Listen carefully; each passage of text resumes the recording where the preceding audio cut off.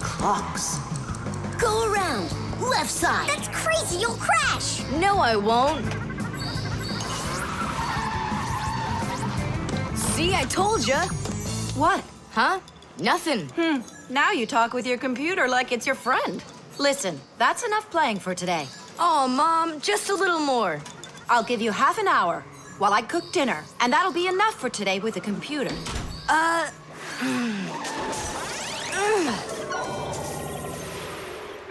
This stinks. I'll never get through all of these levels in half an hour. No way. Hey, but what if we could stretch out the half hour? How? We could take the hands on the clock and move them back a little. Mom will catch us. Fine, then let's slow down the speed of the clocks. Yeah, But how?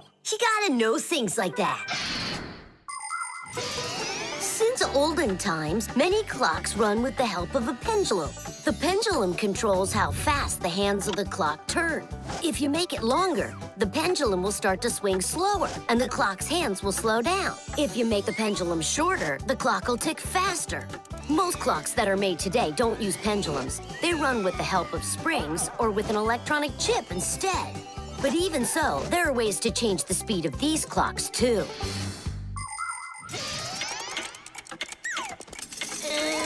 Push it! Wow, you did it! It's amazing how much slower it is. That'll give you lots of time to play. But now you gotta slow down the clocks in the kitchen. Yeah, and every other clock you got.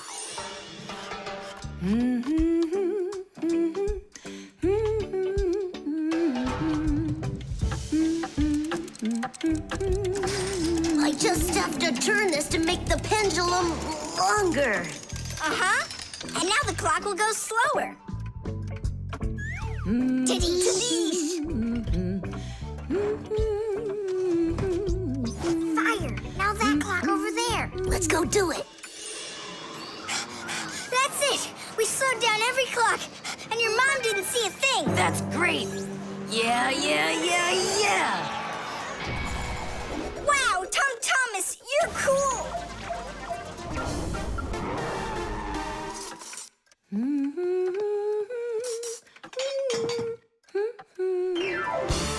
Amazing! He got another one. Awesome! You're unbelievable. Way to go.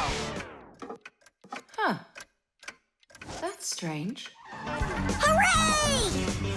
Incredible. Yay, I did every level.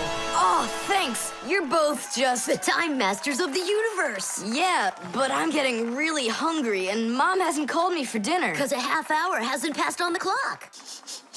Hey, do you smell that? Something is burning. What happened? A fire? I don't get it.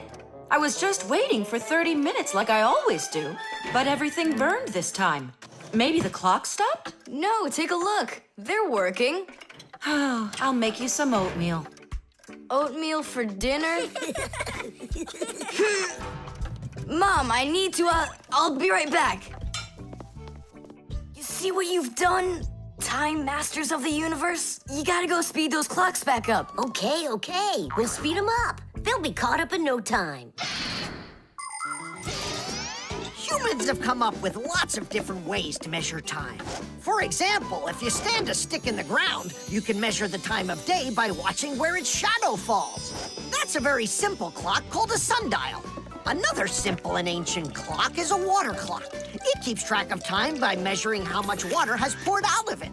And if the clock uses sand instead of water, it's called an hourglass. But humans weren't able to accurately keep track of the time until they invented mechanical clocks. They come in all sorts of sizes, from grandfather clocks to watches worn around the wrist.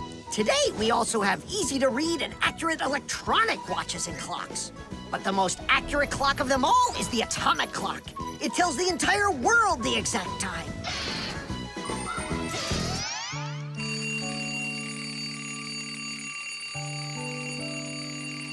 Tom Thomas, why is your alarm clock ringing in the middle of the night, huh?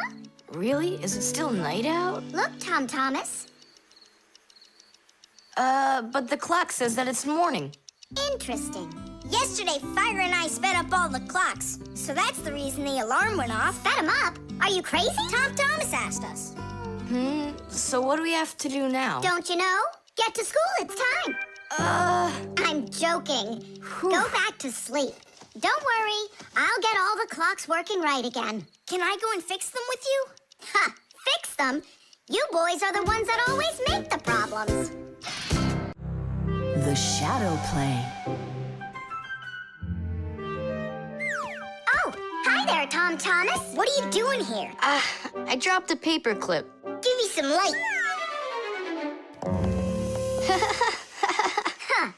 What's so funny, huh? We're trying to help you out. You've got funny shadows, that's what. Hey, check this out. It's an eagle. And Simka is a goose. She looks more like a moose. I do, huh? All right, and take that. You're like real actors performing in a show. Uh-huh. Actors playing a theater, you know. And we're just under a bed. And so what? How about we make our very own theater? A theater with shadows. Class! Tom Thomas, we need a piece of paper, a huge sheet. It's really quite easy to make your own shadow theater. You can make the screen out of a white sheet or a big piece of paper. Next, make sure the room is dark and shine a desk lamp at the screen. Now, to make the shadows, just put yourself or a cardboard cutout between the lamp and the screen. Your shadow or the shadow of your puppets will come to life. But make sure that the audience sits on the other side of the screen. The play will be much more magical for them from that side. Tom Thomas, light. Oh, wow, Simka, you look totally like the real Red Riding Hood. Hello, dear granddaughter. Hello, dear grandmother. Grandmother, what very big eyes you've got. The better to see you with, my dear. Nolik, come on, we're rehearsing. The wolf's voice is funny. Grandmother, I never noticed what very big teeth you've got. They're so much better to eat you with, my dear. Yum, yum, yum, yum. Let them out, wolf. Or I'll get them out, myself. Ha ha! You'll stop me with that little stick? Hey, that's not in the fairy tale. But in the fairy tale, it's a normal hunter. And what do you think I am? Look for yourself. You're way too small to be the hunter. Fine, then go do your play without me. Well, I guess I'll have to make the hunter out of paper then. That's all. Take a break. I'm really thirsty. She was so salty, that grandma. Nolik, don't be upset. The wolf is huge, and I'm so little. Then let's make you bigger. You see? Now you're bigger. Yeah, you're right. And if we go back here, then I'm even bigger. Now you know. If you go back here near the lamp, your shadow will get bigger on the screen. Class! There are just so many different kinds of theaters in the world. In the dramatic theater, the actors speak the lines of the playwright. At the opera, the actors don't speak their lines. They sing them, accompanied by an orchestra. And here at the ballet, the performers don't speak or sing their parts. Here, the story is told with dance. There are also theaters where the performers are animals. In an animal theater, you can watch performances by cats and dogs, or goats and pigeons, or even bears and seals. There are also theaters where the stories are told by puppets. To tell the truth, the puppets are brought to life with the help of people. Yes, there are so many different kinds of theater. My favorite is the shadow theater. I think it's the most beautiful and mysterious theater of them all. Hello, dear grandmother. Grandmother, what very big eyes you've got. The better to see you with, my dear. And grandmother, what great big sharp teeth you've got. Oh, the better to eat you up with, my dear. Ooh, just wait. Aha, wolf, I've got you. The hunter looks so strong. You're a hunter? Then where's your gun? Why do I need a gun? You're so tiny I could use a fly swatter. But I'd rather do it like this. Like what? With my bare hands. Way to go!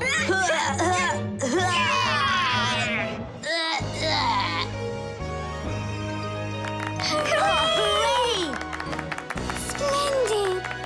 Who was your favorite? Mine was the grandmother. Well, I think Red Riding Hood was the best. For me, the hunter. He was so mighty and so fearless. And for me, the special effects. The suction cup.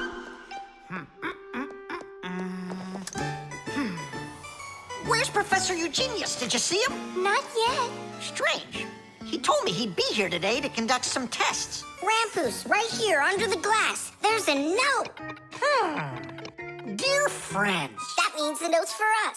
That's because Professor Eugenius can always count on us. I'm off for a conference today. So what should we do? While I'm away, please keep an eye on each of my tests. There's the wristwatch. And where is it?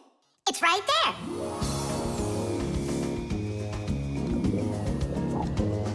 Look!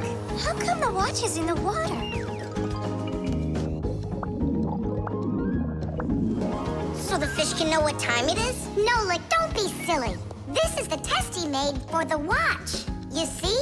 It says water resistant right there on the back. That means that water shouldn't get inside of it. I see. So the professor needs to check if it will work underwater. Understand? Yep, I got it. The watch is working. So now, the doorbell test. We'll go look. It's over there.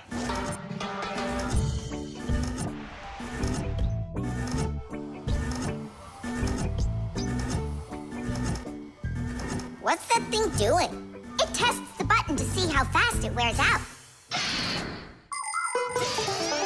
To check the quality of appliances, toys, sporting goods, or just about anything, they need to undergo serious testing. Take, for instance, telephones. They need to be tested with both heat and cold because they have to work in places as hot as Africa and as cold as the Arctic. Computers are tested to make sure they can be shaken and rocked, too. That way you can be sure they'll work on a desk at home, or outside in the park, or while you're taking a ride. Different kinds of products need different kinds of durability tests. For example, athletic shoes and car tires are rubbed and squeezed over and over to see how long they are going to last. Yes, testing's very important. Without testing, a machine or appliance could let you down at the very worst moment. If guests come to visit once a week, and once every month a hooligan comes, pushes the doorbell and runs, then I figure this doorbell will last right around 400 years. That's long. The doorbell is still working. That's very good. And also, What? I don't know. We need to turn the note over to read the end. But how? Oh, raise the glass, that's all. Hup, hup, hup.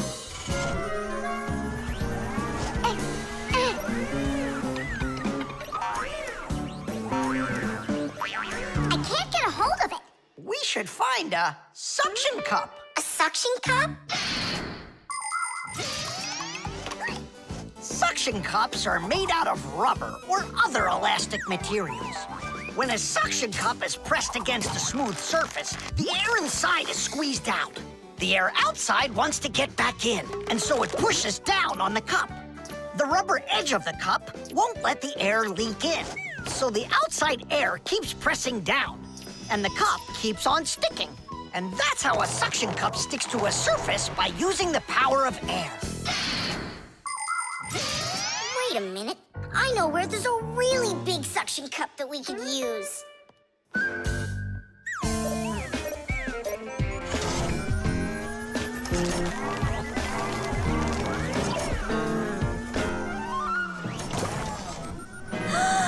That's a huge suction cup, Nolik.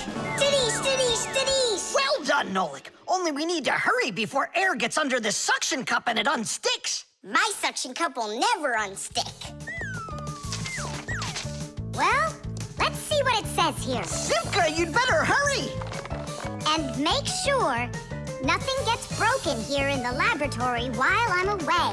Huh, and what could get broken around here? Ah, the glass, look out! Ah!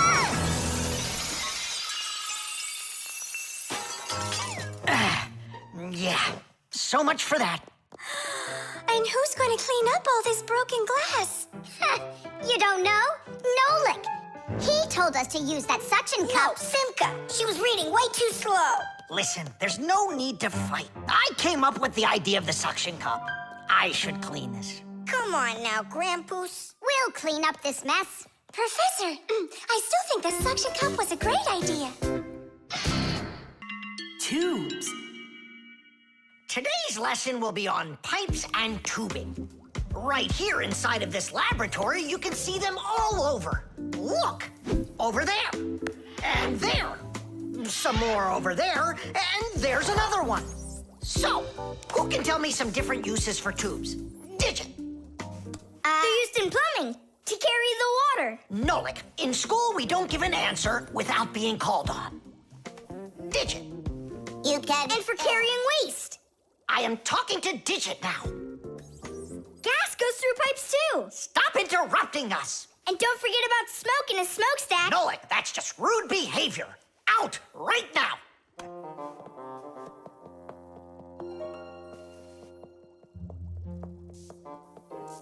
All right. And a shower hose. That's also a tube, right? I told you to get out. Yikes! And a vacuum cleaner's got one too.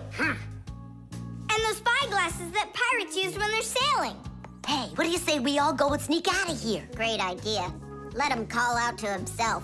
Shh. And a trumpet's a tube that you blow through.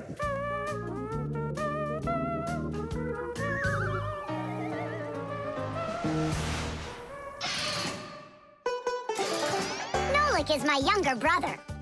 There's a lot he still doesn't know, but that doesn't stop him from getting involved in things he probably shouldn't. Unfortunately, that can get him into trouble. So, every once in a while, me or my parents have to rescue him. No, I wouldn't call Nolik a pest. He's just a bit curious.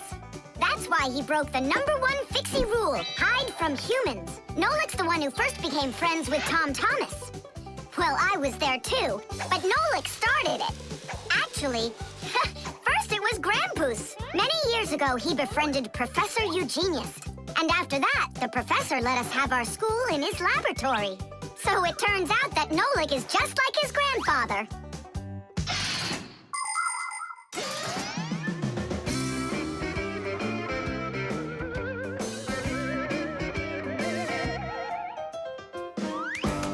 Digit, go on then.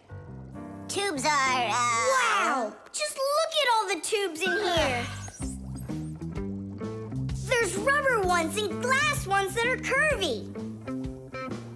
Oh, yeah! Pens! Parts of them are tubes, too. He stopped talking. He ran out of ideas. And those tube slides at the water park. The barrel of a rifle and the shell of a bullet. Those are tubes. Oh, there's a tube with a serious crack. And it's also dripping and hissing. It's dripping? Where? How can I show you when you kick me out of class? What's going on? Take a look. That tube up there is leaking. That's acid dripping out. Is that dangerous? It's awful. Any second now, it'll explode. Where did Professor Eugenius go? He went to eat a sandwich. So what do we do? It's a disaster. Don't panic. Fire, Verda. Go to that hose and shut off that valve. Simka, go get a pack-a-mat. We'll fix this pipe ourselves. It's very important to be sure that a pipe won't leak. But making pipes that won't leak isn't so easy.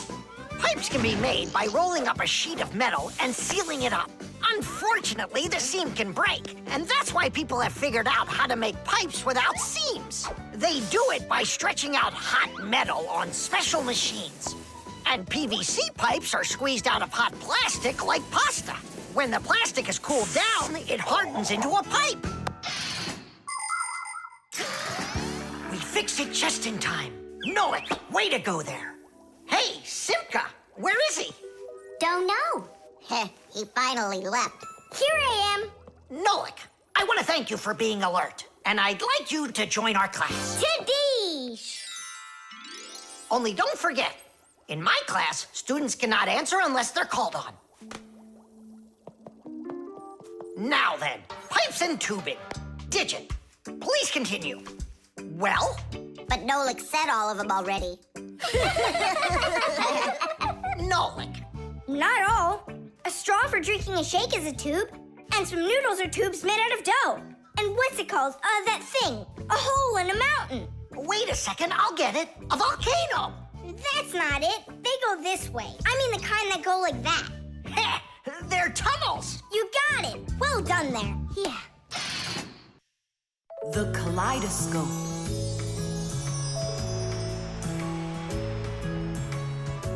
Tom Thomas, when are you gonna give me a peek at your new ball? I just can't wait. I told you, you can see it as soon as I hang it up. You're not peeking, are ya? No, I'm not. Oh! So can I look at it now? Sure, take a look. Which one? This one. You broke it. It's okay. Don't be sad.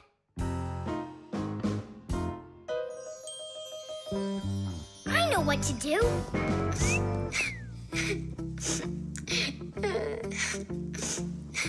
Tom Thomas, look inside the kaleidoscope. What for? I looked already. Come on, there's something in there I'm sure you've never seen. Whoa. Cool, isn't it? What is it? It's my own invention, a pirate kaleidoscope. Laughs, right? Uh-huh. It's great. I really like it. Tom Thomas, hi there.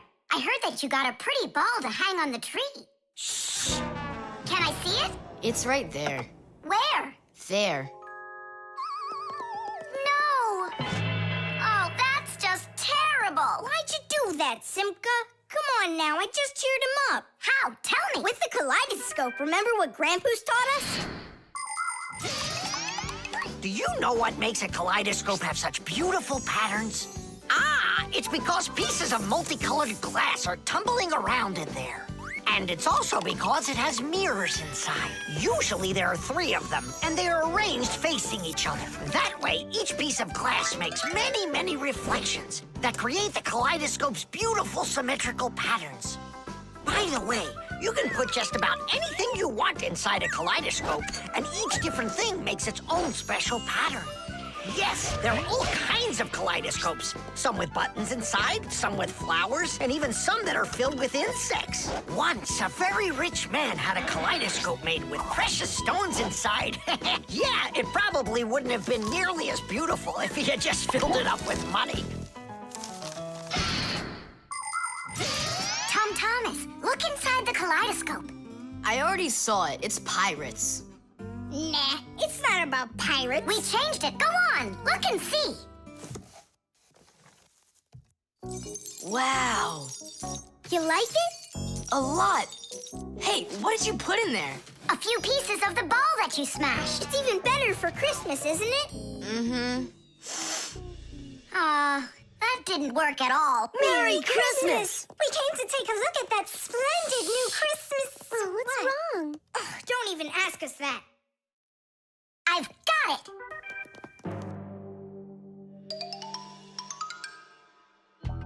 Tom Thomas!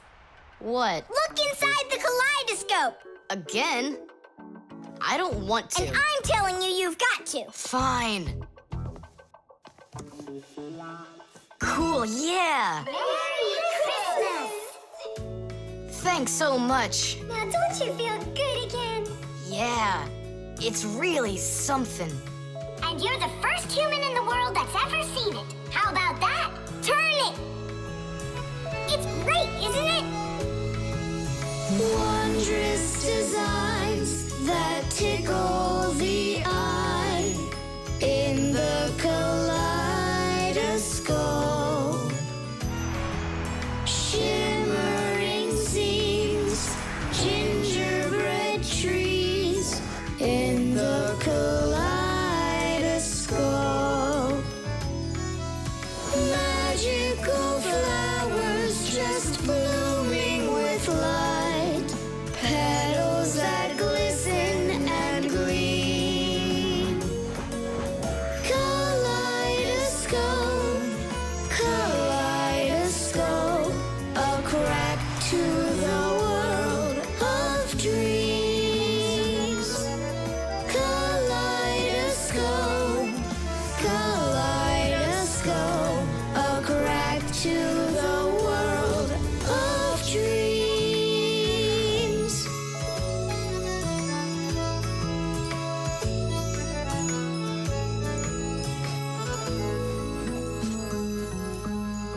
everybody. Tom Thomas, I came to look for myself at that beautiful Christmas... It's okay. What's more important? Having such awesome friends? Or some ball hanging from a tree? Modeling clay.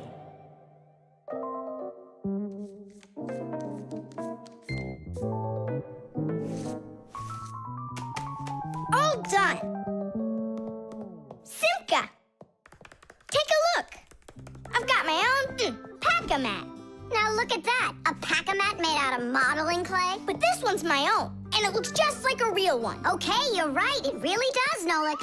Simka, Nolik, what's up? Hi there, Fire. Want to play some tag with me? I really wish I could play tag, but unlike you, I've got tons of work. Yeah, like what? Well, a bathroom hook fell down. Tom Thomas broke the lamp on his desk. The aquarium has a tube that's leaking. So go and play. I have to get a pack-a-mat. Oh. I wish I could play tag. Hold on. Nolik, you've got a pack-a-mat. Uh-huh. Although I gotta say, it looks a little strange. That's because it's... Let's fix everything before Simka with your pack-a-mat and my Fixie board.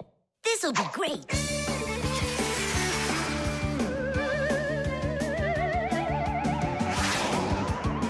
So where is that hook that fell down? All right. Nolik, get out some sticky stuff. From where? Obviously, from out of your pack-a-mat. But it isn't real. I made it out of modeling clay today. Out of clay? Well, it totally looks real. Long ago, back in the Stone Age, people learned how to use clay to make their dishes and sculptures. But the modeling clay that we use nowadays was only invented about 100 years ago. Actually, modeling clay is just plain old clay with some ingredients added so it won't dry out. And dyes are mixed in to make all the different colors. There is just no end to all of the fun things you can make out of modeling clay. I got an idea. Go on, turn around. What are you doing? Grabbing glue out of your pack-a-mat. All right, get up here. Will it stick? Yeah, of course it will. Let's go and fix the lamp.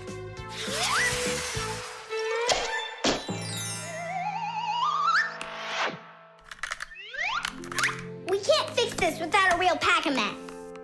Yours will work just fine.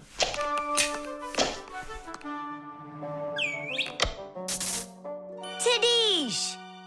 So, what else did Simka have to fix? The aquarium. Hop on.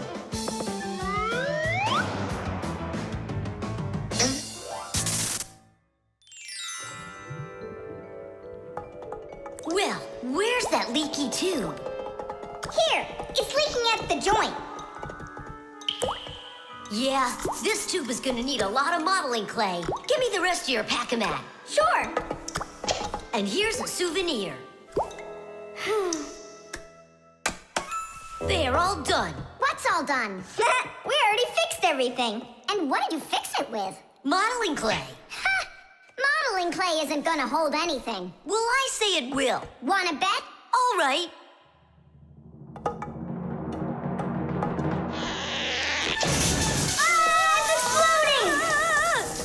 What in the world is happening here? Flooding water. You just do as I tell you, without panicking. Did you know it's possible to make modeling clay in your own home? Just write down this recipe. You'll need a cup of flour, a half a cup of salt, and a half a cup of water. Now, mix the salt with the flour and add the water little by little. Mix it together really well. What are you saying? That it looks just like dough? Well, that's exactly what it is. It's just not for eating. It's way too salty. But you certainly can sculpt things out of it. If you want your modeling clay to be colorful, you can add food coloring or watercolors to it. That's it. Your modeling clay is ready to be sculpted. When you're finished, don't forget to let your figures dry in the sun. That way they'll get nice and hard and last you a very long time.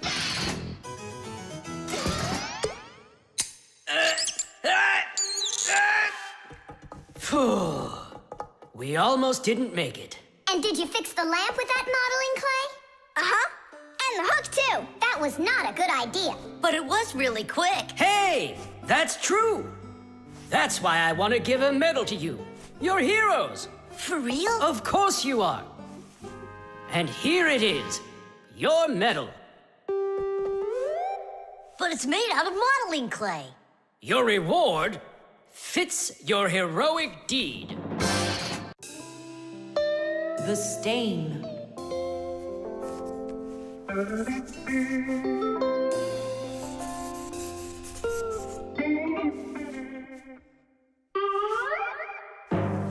Tom Thomas, what's going on? If you really want to watch TV, then you gotta turn it on first. I'm not watching it, I'm looking at my reflection. I'm working on a self-portrait. And which shelf will you be painting in your shelf portrait? It's not a shelf portrait, it's called a self-portrait. It's when an artist draws or paints a picture of himself. Of himself? Ha! You think you've got muscles like this superhero I see here on this paper?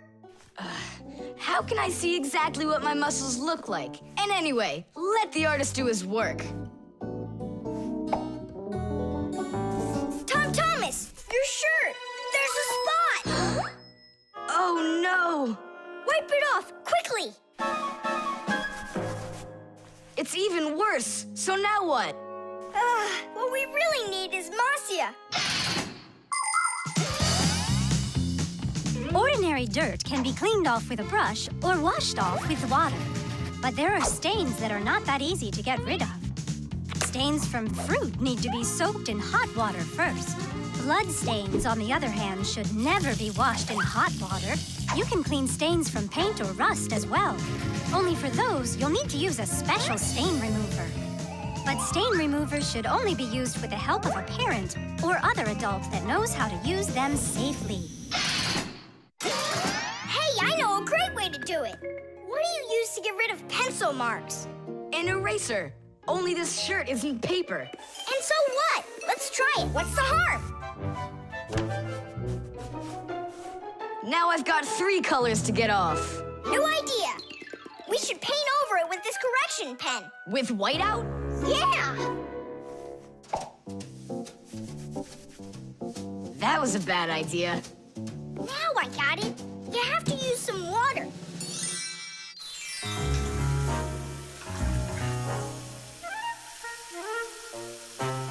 The wash should be better, don't you think? No, you can't wash whites with colors. And you've got a white shirt with colors all over it.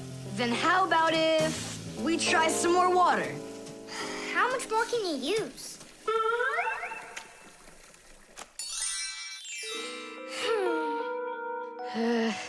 Any more ideas? You know what?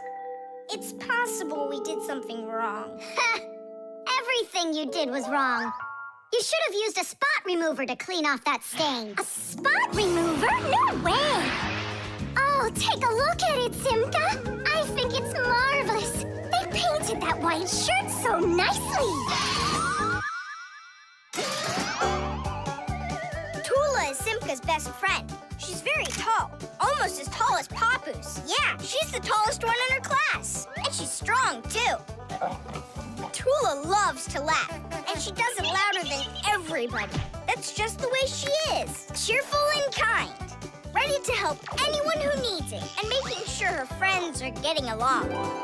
Of course, I don't like that she treats me like a baby, especially since she's the one that's a scaredy cat. She can even get scared of a cute little spider. And she believes in all sorts of silly superstitions and horoscopes. Tula will believe anything you tell her, which is really great because it makes it so easy to play tricks on her. But she takes it all in good fun. That's because she's Tula. It was on purpose, wasn't it? Well, yeah.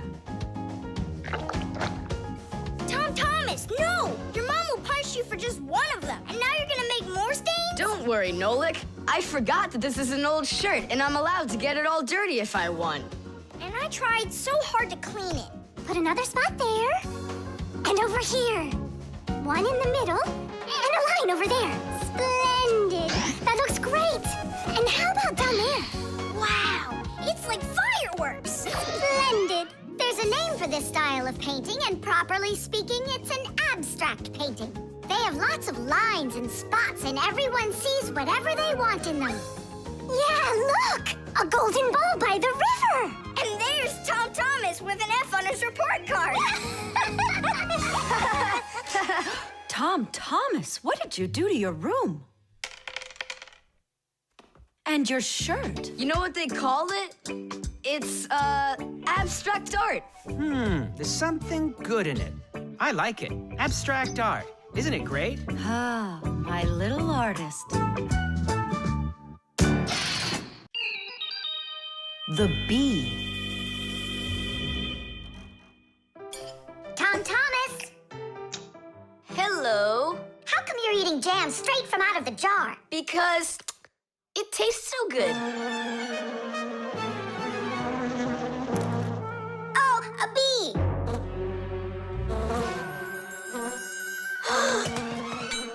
Shoo, get out of here. Leave it alone! It's just a plain old bee!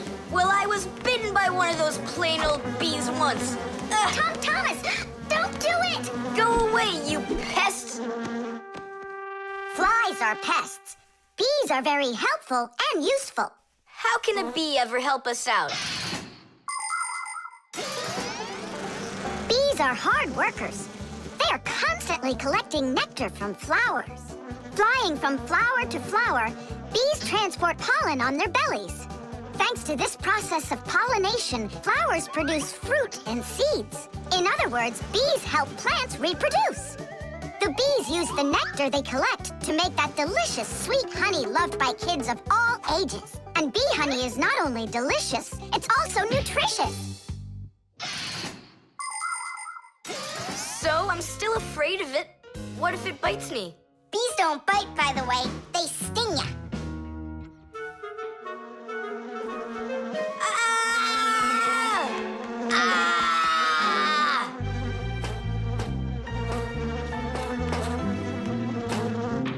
Well, now I'm gonna show ya. Don't! The bee's the one who should be afraid. You tyrant. Yeah, you let it go, tyrant. Why are you calling me names? Who's stopping her? She can fly away if she wants. We need to show her the way out. Well, how? Here, little bee. Fly this way. Why don't you try going? Then what can I say?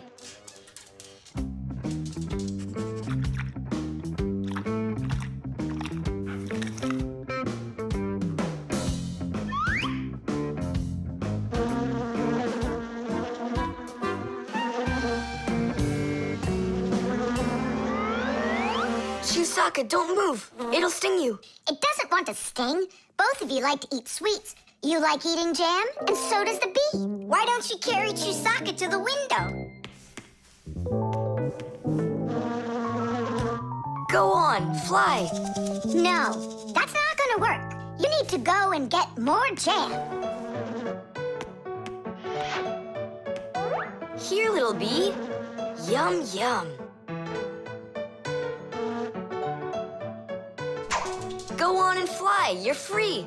Let her eat first. Don't be greedy. I'm not being greedy. If she eats, she can make honey out of your jam. Long ago, people could only collect honey by destroying the nests of wild bees. And that went on until someone came up with the idea of taming those insects. They started by leaving enough honey for the bees to survive through the winter. People took care of bees in these hollows until they learned to build small houses for them called beehives. And a town made of these bee houses is called an apiary. Bees live and work together in the beehives making honey, while beekeepers take care of the bees and collect the honey. Bees are real team players. They tell each other where the best flowers grow. Do you know how they do it? One of the bees does a dance, and then the rest of the bees watch the dance and learn where they need to fly. You poor thing. Tom Thomas tired you out. I told you there's nothing to be afraid of. You see? She's just so nice and kind. I'm not afraid of her. She wouldn't let me eat my jam, that's all. Well, now it's time for you to fly away. Whoa! She's playing rough here. I want to try. Nolik. You're too little. You'll have to grow to do this job. Whoa, whoa, whoa. Calm down now. Now let's fly. Hey, Simka, the window's back there. I can see that without you. So how can I get you to turn around? Cool! Hooray! She's listening to me. Phew! Woohoo! Don't miss the window. Now! So long, honeybee! Tidish! Tom Thomas, do you have any more of that jam left? Yeah. What for? Bring it here. We'll get more bees to fly in. How come? What do you mean, how come? Because it's my turn for a bee ride. The catapult.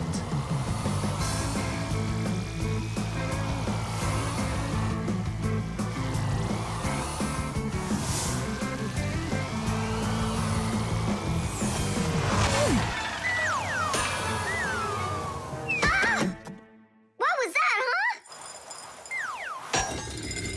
Strange. Tom Thomas isn't here. There's no way these toy soldiers could have shot it themselves. Now that was a good shot. It wasn't real long, and not high either. And off target. It was pretty awful. It was good, but awful. I got it. So what do we do? We need to raise it up a little higher. Hey, Fire, Nolik, why in the world would you shoot at a Fixie? Fixies, they're supposed to be in school right now. Actually, I'm on my way to school. How about you, Fire? Why aren't you in class? Because there it's totally boring. But here, look at what a cool shooter we found. Ha! What did you call it? You've got no idea what this is. It's called a catapult, guys. A cat with gold eyes? It isn't a cat with gold eyes. It's a catapult, guys. Catapults are ancient propulsion machines. They were used to shoot stones, heavy arrows, or barrels with burning tar. The main part of a catapult is a special piece of rope. It is twisted very, very tightly like a spring. The rope is then wrapped around a big spoon. And then, if you pull the spoon back, put a stone in it, and let it go, the catapult fires a shot. Ooh, and the stone flies far, far away. Uh-huh. All right, so here we go. Ha! Came up short. What do you mean short? What are you aiming at? You'll see. The spoon needs to go further back. Just a little. Guys, you're gonna break the glass. Nolik, now push. All right. Yes, right on target. Now let's fly out into space. Wait, what space? What kind of flying? Who's gonna fly? I'm gonna fly. Right out the window. Right up to the moon. First fixin' onto the world, Nolik. Are you ready for your flight into space? Yes, sir. Nolik, get out of the spoon now. I'll be the first Fixie on the moon. Yeah. Nolik, enough of this. What kind of joke is this? It's not a joke at all. He's gonna fly into space. And how come it's not you? Because he's lighter. Hold on. Humans didn't go straight into space themselves. They sent dogs out there first. Nah, Chusaka's not gonna fit in here. Simka, why don't you go and let us finish? Fine, I will go. But only after Nolik finds himself a helmet. You're right about that. I'll go find a helmet.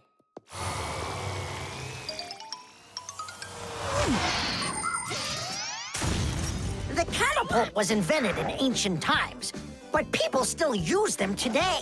Only now, instead of launching stones, catapults are used to launch jet airplanes. You see, the runway on an aircraft carrier is quite short, so catapults are used to help the planes move fast enough to take off. Catapults can also be used to save the life of a pilot. When an airplane has an accident, a catapult activates in the cabin. The pilot is shot into the sky and comes back to the ground with a parachute. A plain old slingshot is also a kind of catapult. It's just a very little one. But be careful with this toy. It can be dangerous to others and to you too. As for us Fixies, the only time that we use catapults is on a peaceful mission. Papoose, hurry! Our Nolik's getting shot to the moon with a catapult! What? And if I meet new Fixies up there, what should I say to them? Hi there. And you can ask them to launch you back. So, Let's do it! Fire! Launch it! Stop! Don't! Simka! Nolik! I'm not getting out!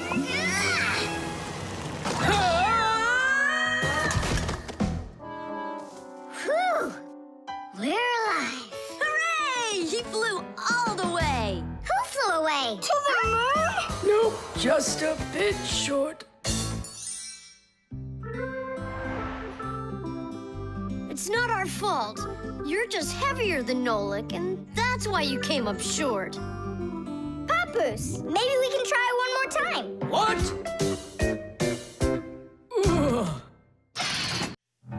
The talking doll. Well then, now you know what you need to do to fix it. Professor! Professor! Our lesson is over. I'm sorry to be a bother. No problem, Professor Eugenius. Our lesson's over. I've got an urgent matter. You see? You've got yourself a talking doll. Yes, only she speaks Japanese. The problem is I've been asked to get her to talk in English. We can teach her. It's a new technology. I'm puzzled. Don't you worry. We'll figure it out, Professor. Thank you, my colleague. You're always there when I need it. What would I do without you?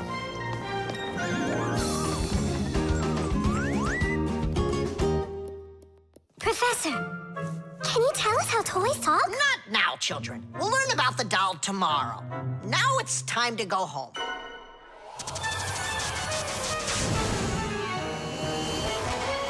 I already know everything about that doll. You do?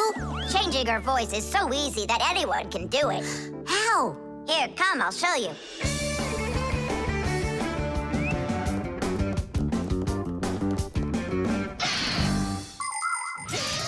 Early talking dolls used to work with a noisemaker inside. When the doll was turned over, air inside the noisemaker got pushed through a squeaker at the end of it, making a noise that sounded like the word mama. Mama. Funny. Today, the noises are recorded onto an electronic chip that's part of a little player inside of the doll. Just press a button and the sounds start playing. So now dolls can say much more than just mommy or daddy. They can say anything at all.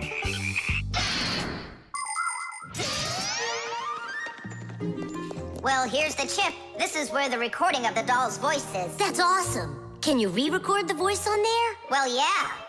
Okay, I gotta go. See ya.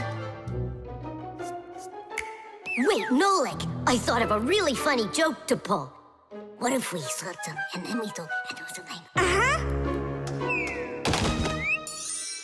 Well, now, as I promised yesterday, I'm going to tell you all about talking dolls. Some start talking when you rock them, while others react to noise.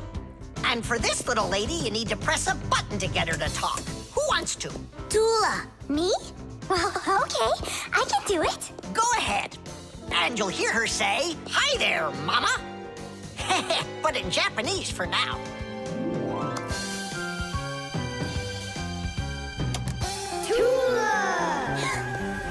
Tula, is that Japanese for hi there? Tula! Why are you hiding a picture of Digit in your packer mat? How could she ever know that? Maybe you're in love? That doll is alive! They call that joking. I just thought of a better joke that we can play.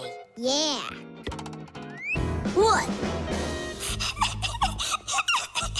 Tula, don't cry. She's not alive. She is alive! I'll tell you who did this horrible thing. It was Fire and Nolik. It's true, but now the joke will be on them. How? It's easy. All we gotta do is go. The smartest Fixie in our class is Digit.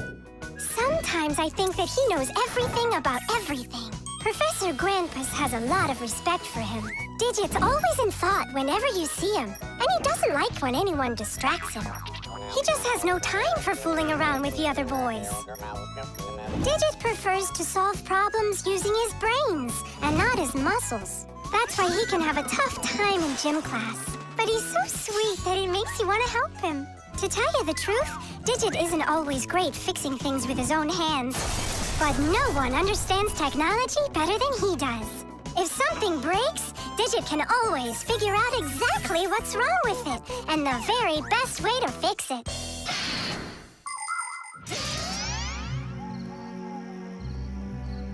We're gonna make it even funnier this time. You came back? What? You troublemakers. Now I'll show you what happens to bad boys who hurt girls' feelings. Oh, you got scared. Who's crying now, huh? They probably thought that the doll came to life. You know what, Digit? I just started thinking that it might be better if she were alive. You know, Tula, you sure are hard to please. Nolik's cube. Whoop. Tom Thomas, you'll be late for school if you don't stop. School? Don't you worry. What's he breaking this time? This time, nothing. He's solving a Rubik's Cube, Nolik. Whose cube is it? The Rubik's Cube is the most popular puzzle game in the whole world. It was invented by Professor Rubik from Hungary. A cube has 6 sides on it. And on a Rubik's Cube, each of these sides has 9 squares that are all the same color. You start by mixing up the colors. To solve a Rubik's Cube, you have to turn the pieces, and you keep turning and turning them until each side is one solid color again. For instance, red or yellow or light blue. That's nothing. Hey, Tom Thomas, how long have you been messing around with this cube already? It's been 3 whole days of turning. 3 whole days? We could solve that puzzle in 5 minutes, now couldn't we, Simka? Oh, really? Then go right ahead. I'm off to school. Well, you ready to show Tom Thomas who's boss? Just count me out. Hey, I thought you said Rubik's Cubes are easy to solve. I never said anything like that. This problem is all yours, Mr. Bragger. All right, I'll figure it out myself.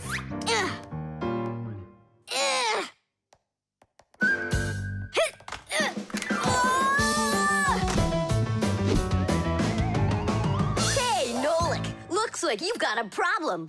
Oh, hi, Fire. Now I'm good. Just solving this Rubik's Cube. Yeah? Can I do it with you? What, you can do it? Of course I can. How hard can it be? You'll see for yourself. Try getting all the red squares on one side. Piece of cake. Now hold it tight. Great, I'm with you.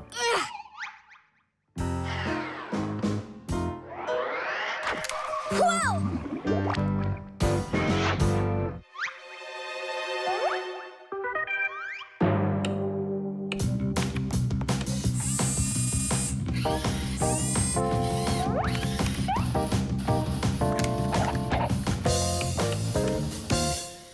You mean like that?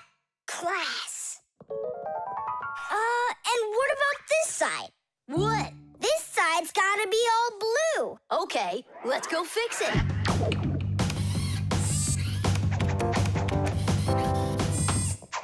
There, like you wanted.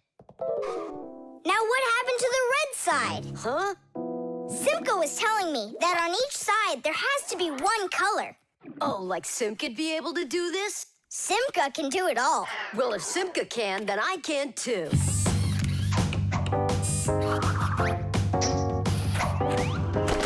Oh!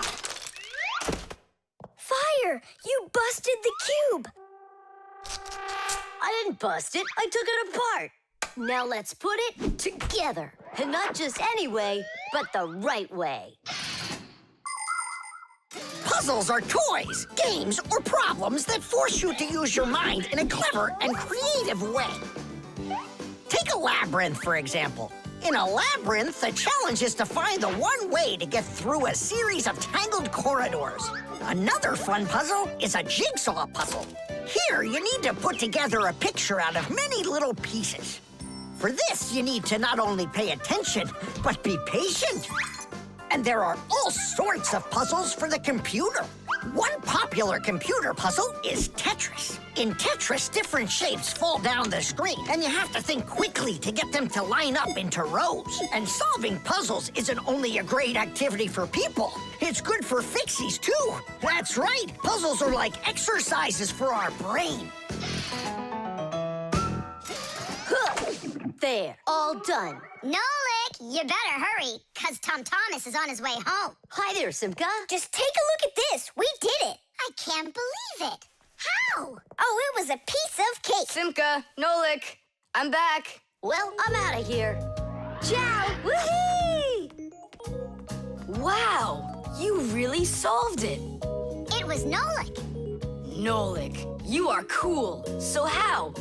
You see, first you break it apart into all of the pieces, and then you put it all back together. No. That's cheating. You gotta turn the cube, not take it apart. Now I'll solve this cube, honestly. I don't think you can. Why, so sure?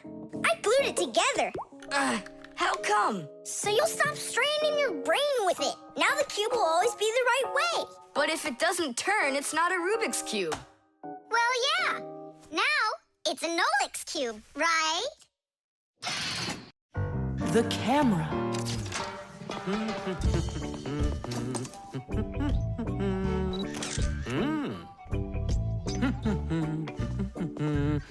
Stop right there and let me see how pretty you look today.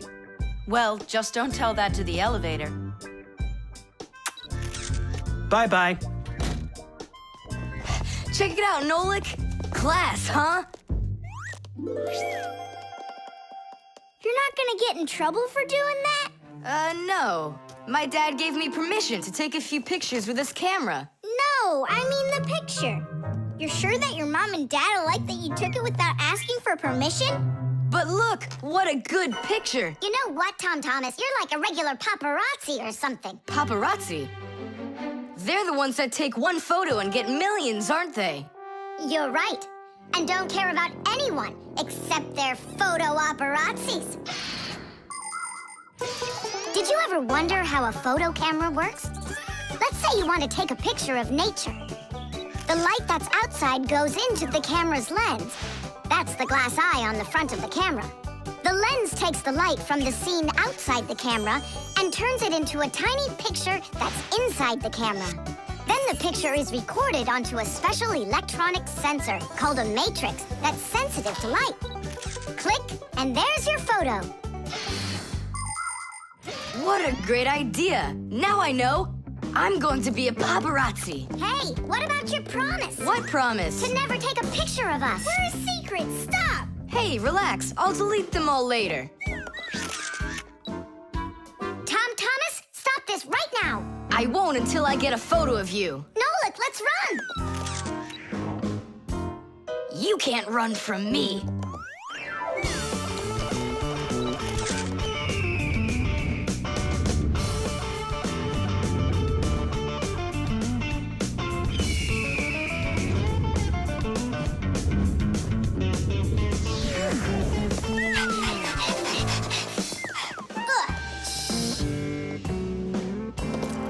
Chusaka? Aha! I've gotcha! The story of the century! The monster and its prey!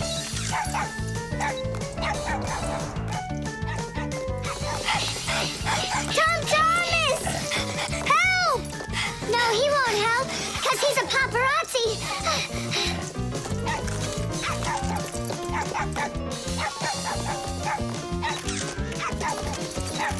Yes! I got it! That's my best photo yet! What's all this noise about? Awesome shot! The first cameras were invented almost 200 years ago, but they worked very slowly. If you wanted to have your portrait taken, you'd have to sit still for a whole hour. After film was invented, cameras got much faster, and it became possible to take about 10 pictures a minute. On a piece of film, everything appears to be backwards. Black parts of the picture are white, and the white is black. It doesn't look normal until the picture is transferred from the film to a piece of photographic paper. Now people shoot pictures with digital cameras that work without any film at all. You can look at what you shot instantly on a screen to see if you like it. And if you don't like it, you can try shooting another one. And today, you don't even need a separate camera to take pictures. Almost every mobile phone has one.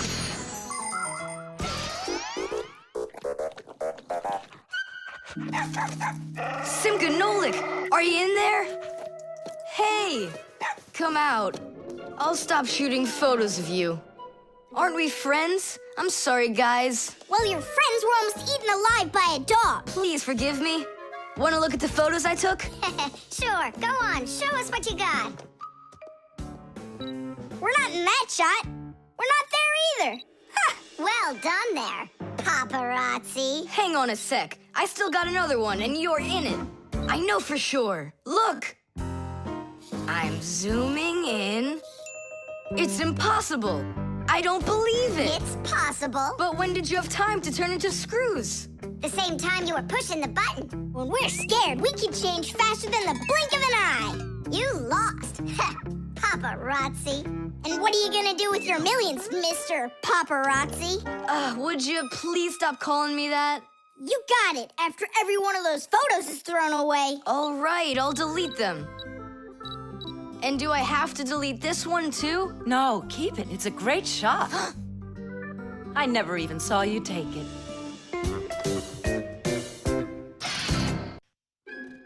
20, The armor. 23, 24, 25. Ready or not, here we come. I heard him. He ran into the hallway. You check the kitchen, Nolik, and I'll check the living room.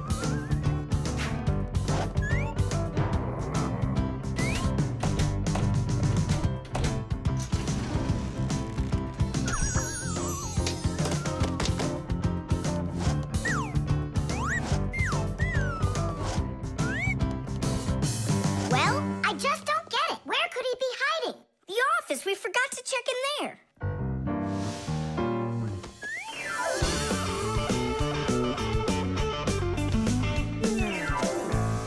There's nowhere in here for him to hide. Inside the shark.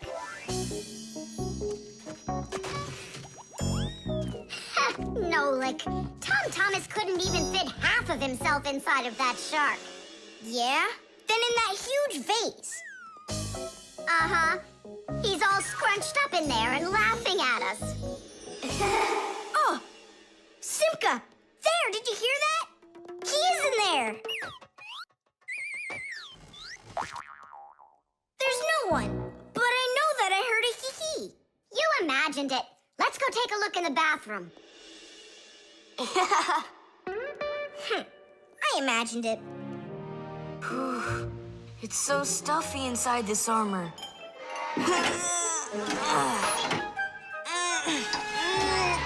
The arms got stuck.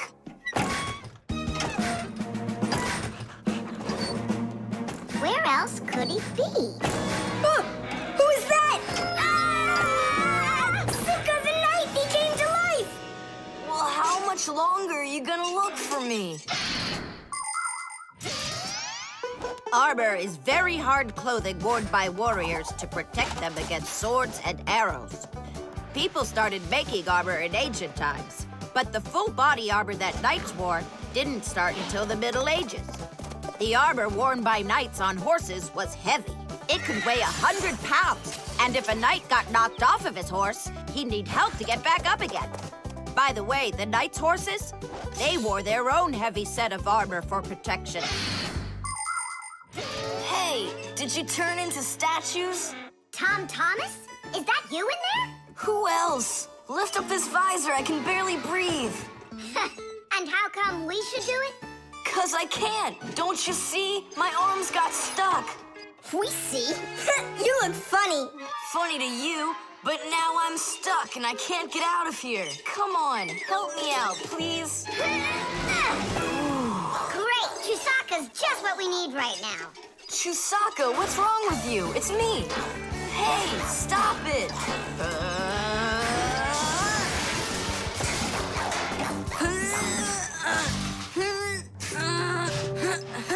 Help, I can't get up.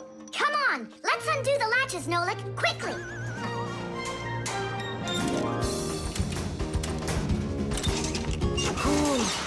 Thanks for helping me. It was nothing. I couldn't have done it without you. Let's put the night back together. Uh-huh. Before Dad gets back. Protective clothing isn't just for people who are fighting in battles. Travelers put on special nets to protect themselves against mosquitoes and gnats. And beekeepers wear protective clothes too. If they had nothing to protect them from bee stings, their job would be quite painful. Without their protective clothing, it would be impossible for firefighters to go into burning buildings and save people. And how could astronauts go into outer space without special clothing? It's freezing up there and there's no air to breathe at all.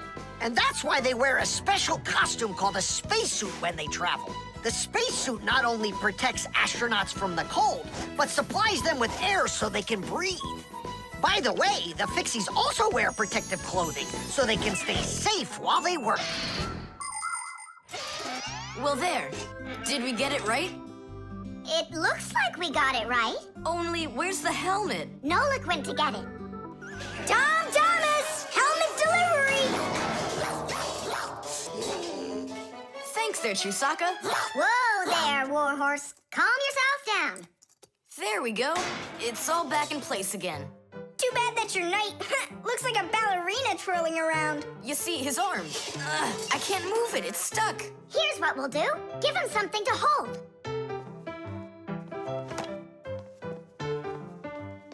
Well, how's that look? Perfect. Now we can paddle into battle. The eco-tester. Are you ready to see my new invention?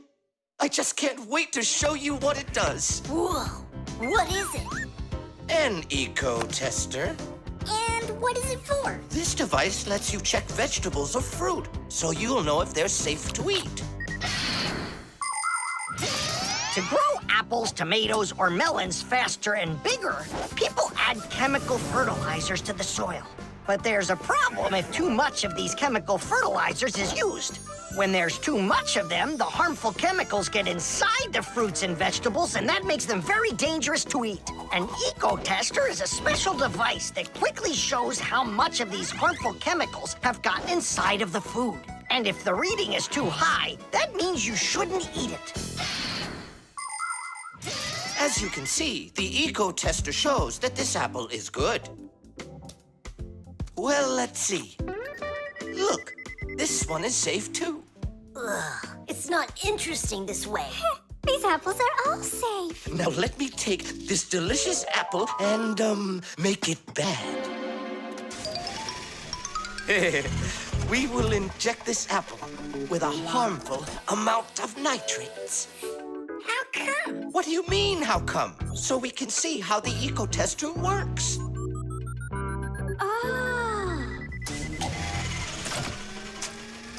Whoa! Aha! So you see, the eco-tester clearly shows this apple is poisonous and can't be eaten.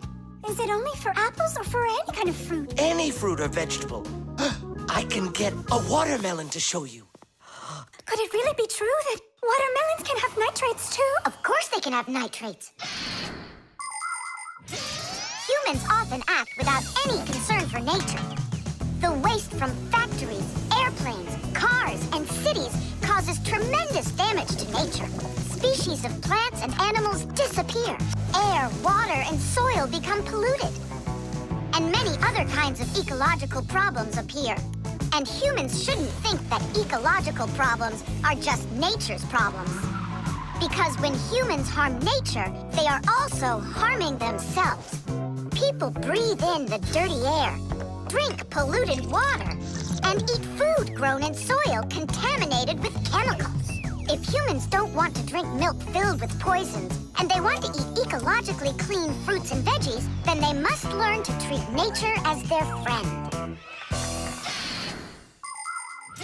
Hey, why don't we... Ugh! Test these apples ourselves. Nolik, help me out.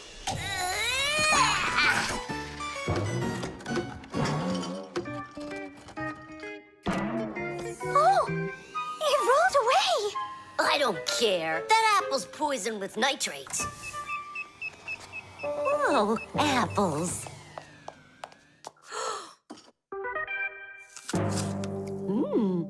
Elisa, don't eat that! Lisa, stop! Please sit down. What? You bit into it? Yes, and what? Oh no, it's poisoned! What? Do you have trouble talking? Oh, yeah. You feel faint? Oh, I'm fainting. Elisa, hang in there. What? There's no poison in that apple she ate. Oh, my assistant. Oh no, I've poisoned her. Oh, Lisa, please. There was no poison in that apple. Oh no, he didn't hear us. What should I do? I know how to make him hear. Hello? It's an emergency. It's a case of poisoning. Not me. I poisoned someone. Yes, with an apple. Fire. Poison. Oh. Professor, this apple has no poison in it. The bad one rolled away onto the floor. Did it really? This is just fantastic news. Can you see me, Elisa? I can't see anything. How's that? I see you. I can see you. I can see again. I have great news. There's no poison at all in this apple. Are you sure? It's perfectly fine. Here, take a look. The eco-tester shows that there are no harmful chemicals inside. It's wonderful news. This is one excellent apple. And nutritious. This appliance of yours is simply wonderful. Now she'll say he's a genius. Professor, you are a genius. Thank you for saving my life. Oh, it was nothing. Actually, it was Nolik. He saved her life. I did? Dropping the watermelon was your idea, wasn't it? Ah, you're right. I saved her life. The draftsman. Boo! Huh? What? Hi there, Tom Thomas. What are you drawing? I'm not drawing. This is called drafting. What's the difference? Tell me, is that a circle? Sure is. And that? It's a circle, too. Only it's a rounder one. Of course. That's because I drafted it with a compass. And now I've got a real target. So now I'll load my dart gun. Whoa! Why'd you shoot that thing at me? It was the gun. I didn't even pull the trigger. What? Did it break? Let's open it up and see. There. This little part broke. Let me go find Papoose. He can help you. He can make another one. A brand new one. Wait, I can draft a technical drawing. Will Papoose understand how to read one of those? Are you kidding? Papoose is an expert at everything.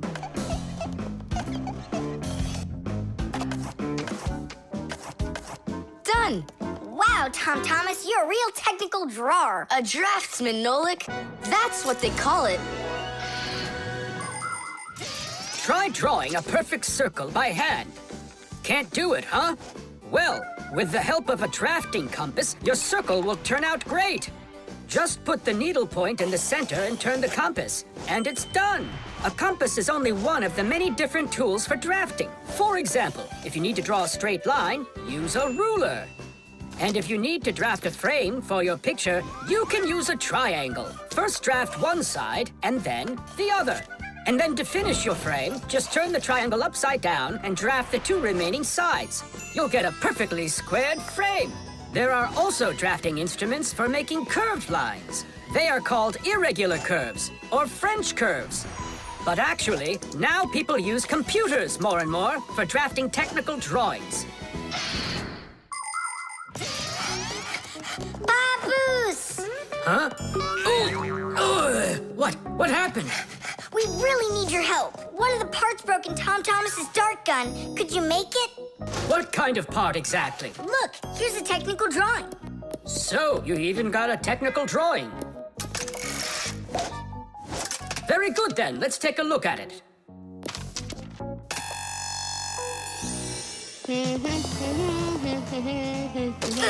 Here you go. Super! Let's see. It's not gonna work. You see, it sticks out here on the side. I need to draft another technical drawing. Papoose! Nolik, you scared me again. Forgive me, but the part has to stick out over on this side. And you're sure that's all? That's all, for real.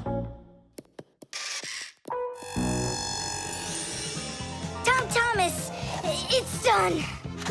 Listen, while you were gone, I realized that the part needs to have a hole right here.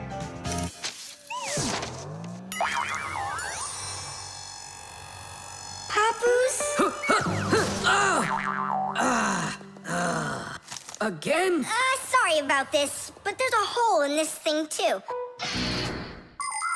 A technical drawing is a special kind of drawing. It has to precisely describe the thing that needs to be made. To do that, the drawing must be very accurately drafted and include all of the measurements. And that's not all. If the object is complex, it must be drafted from at least 3 sides, including the front, the side, and the top. You see, the object looks different from every side. So if you don't want to work over and over again, learn to draft correctly.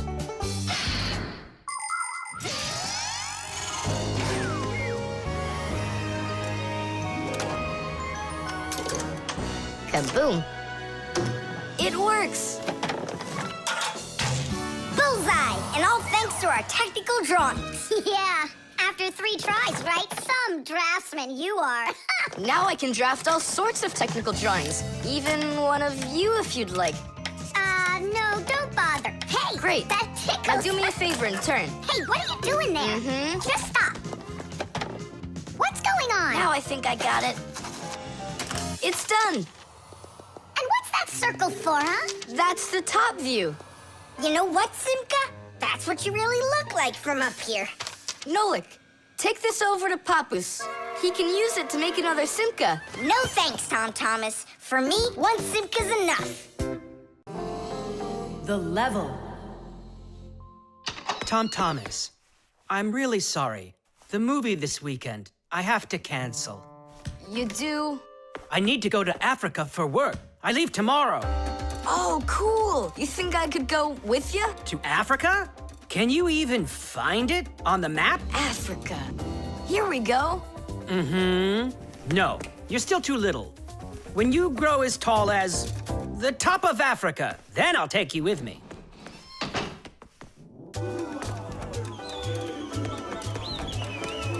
Here, there, Tom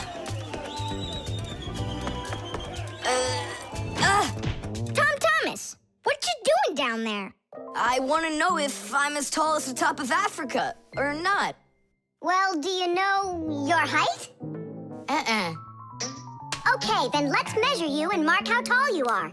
You just need to hold the book, all right?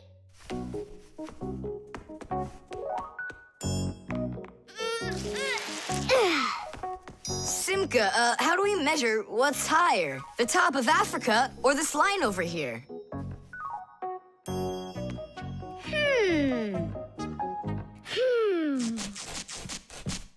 It's a tough one. We need a piece of flexible, clear tubing. Oh, I can get it for you. I know where it is. And we'll build a simple tool to find out the answer. It's called a water level. Let's do an experiment. First, we'll pour water into 2 bottles. A little bit more into one and a little less into the other. Now we'll connect them with a tube so that the water can flow between them. You see? The water flows and flows. And then it stops. It stops when there's the same amount of water inside of both bottles.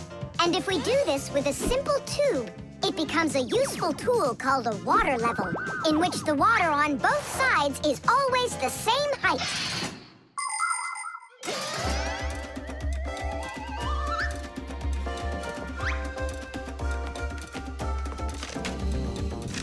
I'm gonna watch the water level on this end, all right?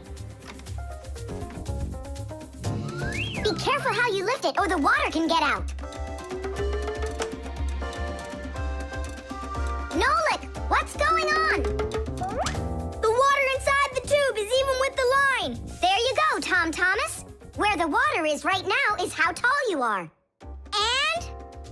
Well, it looks like Tom Thomas isn't quite tall enough for Africa.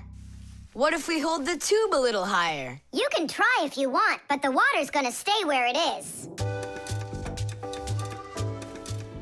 See? The water level on your side always stays the same as on the other side. I'm not getting that tall for a while yet. And what if we just lower the map a little?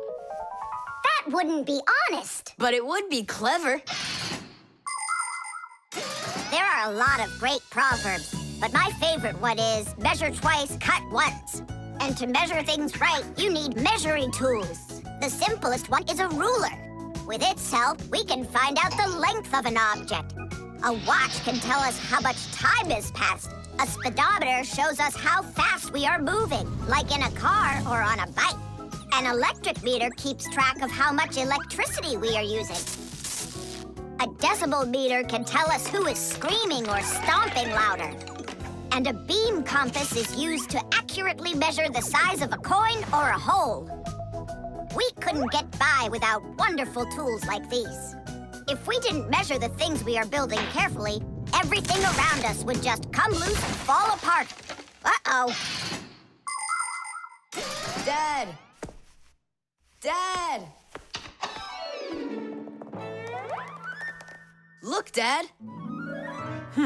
That's strange. Looks like you are a little taller. Does that mean you'll take me with you?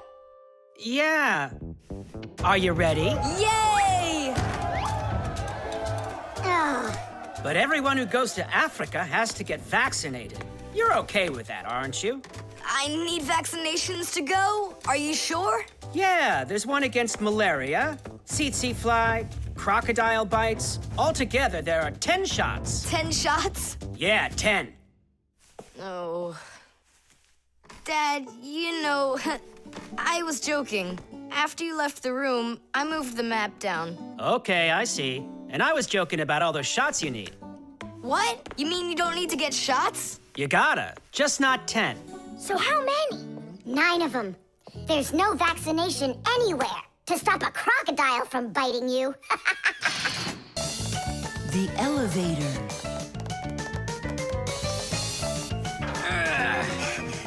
Papoose, Marcia, we gotta hurry. How come? Tom Thomas is going to see the circus. And what? We want to go with him, can we? The answer's no. Just you kids without supervision. Who said no supervision? His parents are taking him there. We'll be careful, don't worry. They won't even notice us. Well, if Tom Thomas's parents will be there. Hooray! We can go! Wait a second. I didn't even say yes yet. Yeah. Simka and Nolik, where are you? We gotta hurry up. Tom Thomas, it's time to go. I'll be right there. We're ready. Climb into my hood. Ha! I know who's going to the circus today. Whoa! Huh? What just happened? I think that the elevator broke down. Don't you worry. Emergency operator. We got stuck in the elevator. Understood. Please wait. We'll have the elevator fixed within the hour. That long? That means we won't get to the circus on time. Tom Thomas, we'll go get Papoose and Marcia. I'm sure they can fix it. People need elevators to help them get to the upper floors of tall buildings. When someone steps into an elevator and presses a button, the elevator's electrical engine starts up. It pulls the cable that is attached to the elevator cabin, and the elevator goes to the desired floor. The cable hangs over a wheel, and it usually has a heavy counterbalancing weight attached to the other end of it. This counterweight balances the elevator and helps the electric motor do its job.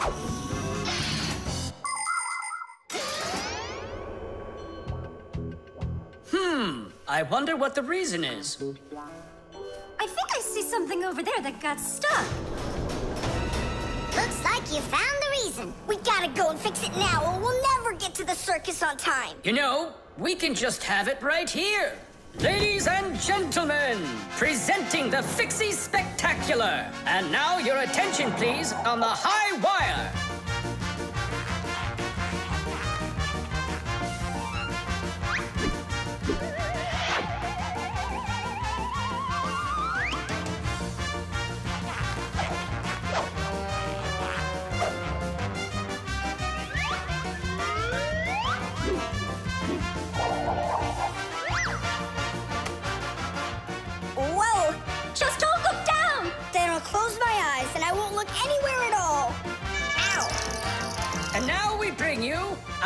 very own aerial gymnasts.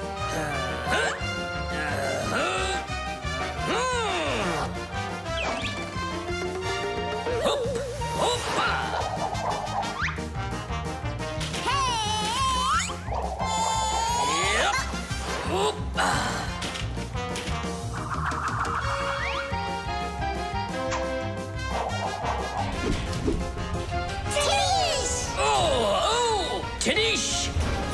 Our next act, feats of strength. It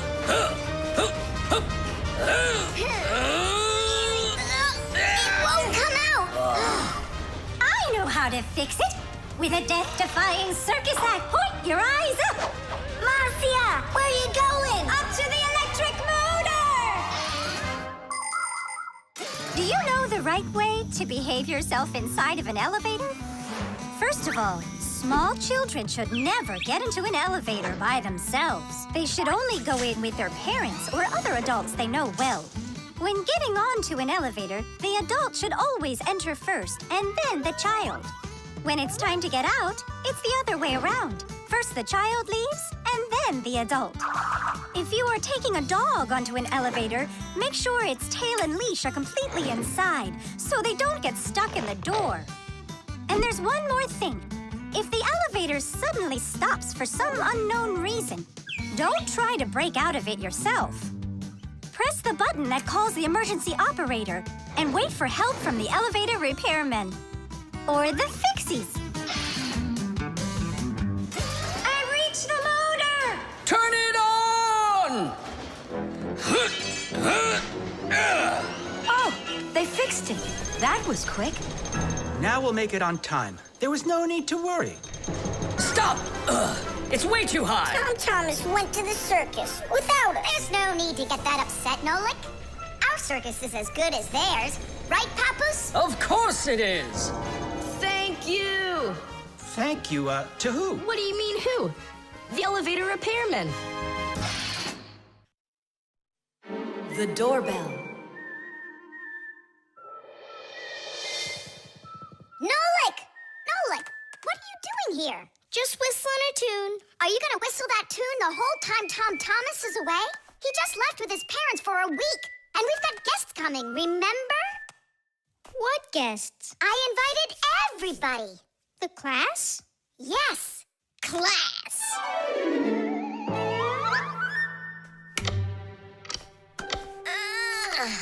Are they sleeping in there what, huh? First they invite us, and now they don't want to let us in? I'll share the present with you then. Fire. Maybe you'll get it to work now. When they get here, they'll ring the bell.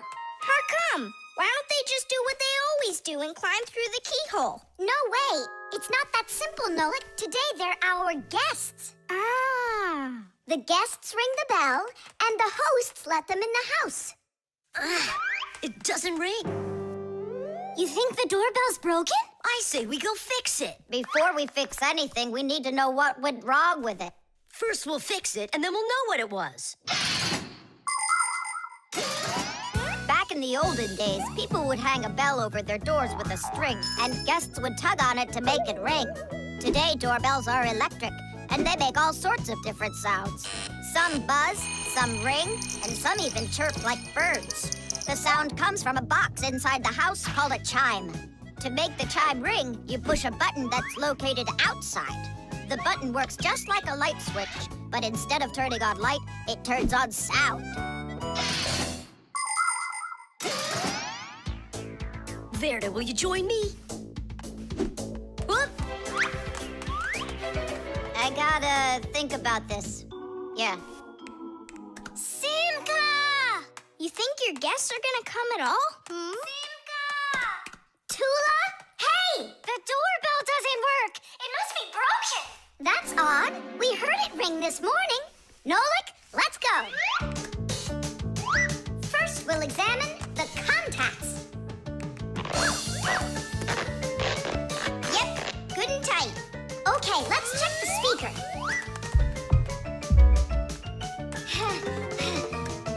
The speaker's fine. Maybe the electronics are the problem. And what if we disconnect these wires and switch them? What'll that do? We'll know soon enough.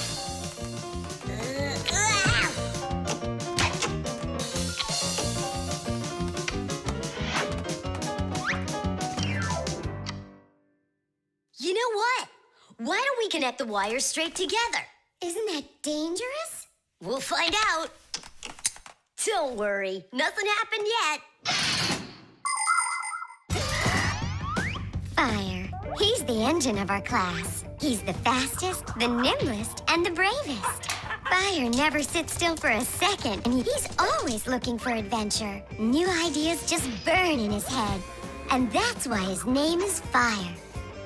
But not all of his ideas are very good, so he's constantly getting bumps and bruises.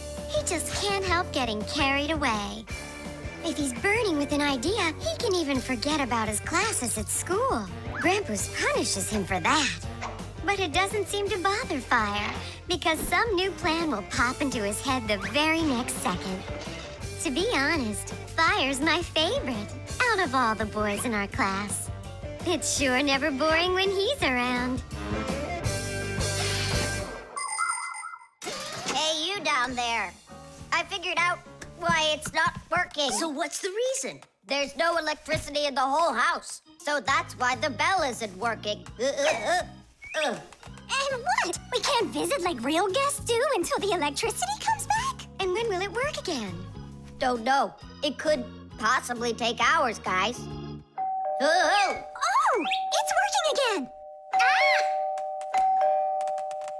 Enough ringing! Hey, Fire, quit fooling around! He's not fooling around! It's not me, see? Then who's ringing it? I don't know. Well, I know. The doorbell's ringing because Fire connected the wires together. True, but I'll fix that right now. Ha! Your guests sure are noisy. Yeah, thank goodness the humans aren't home right now. Hello? Hello there, dear guests. Let yourself into our home through the keyhole. So, should we go in? Go where? Go inside. Nah, that's not how guests act. So what do we do? Real guests always ring the bell. Okay, hold me tight. Friction.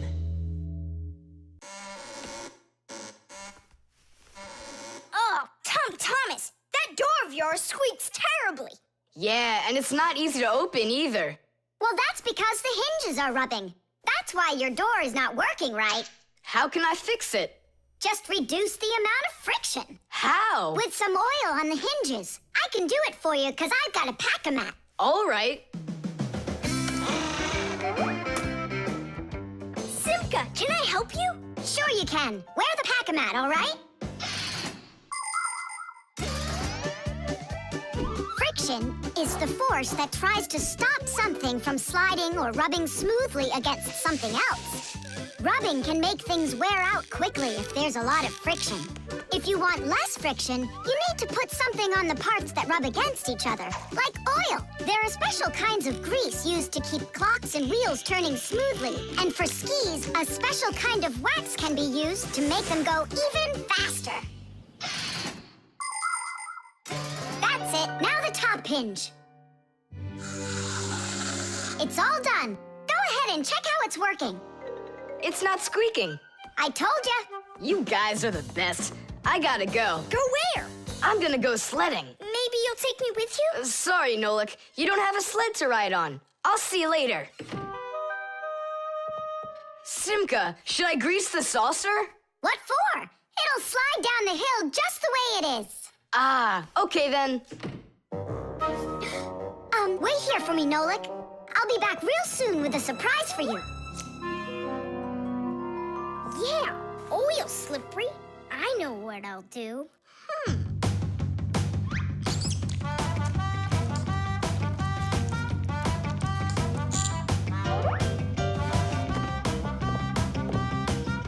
Wow! Talk about no friction!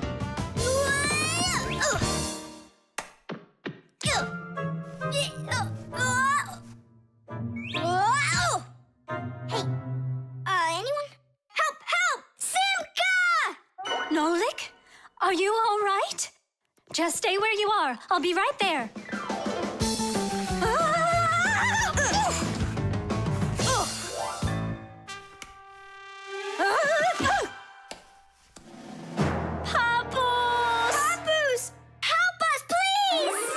Who called for me? Help is on the way! Hey, what are you up to? Grandpa, stay away from here! You'll fall over! Huh? What did you say?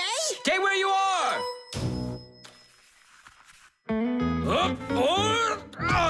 What happened here? I poured some oil on the table. Why'd you do that? To reduce friction. That's brilliant. Nobody move. I know exactly what to do.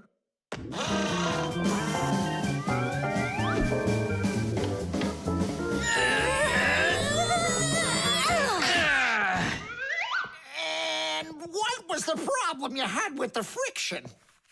I want to see all of this oil gone in 5 minutes. Engineers are in a constant battle with the force of friction. They want less friction so that cars will run faster and their parts will wear out less quickly. But just imagine what the world would be like if all of a sudden there was simply no friction at all. Everything would start slipping out of our hands and falling off the table. Knots would untie themselves, and that's not the half of it. Cars wouldn't be able to run without friction either. Wheels would spin around and around in one place, unable to grab onto the road. We wouldn't even be able to walk. Because when we walk, we move forward by pushing off the ground with our feet. And how can we do that without friction? We can't. So now I think you can see why it's not so bad to have a little bit of friction in our lives. Whew. We cleaned it. But it's still so stinky. Nolik, I completely forgot. I promised you a surprise. Look, What is it? I made you your very own saucer for sledding. Oh, that's great. Only, what good is this thing without snow? Nolik, hey! Look what I've got for you. Snow? Yeah. Is it real snow? Really? Yep. Now you've got your very own hill to sled on. This is great! What an awesome surprise! And you don't need oil to make it go quickly. Yeehaw! The manipulator.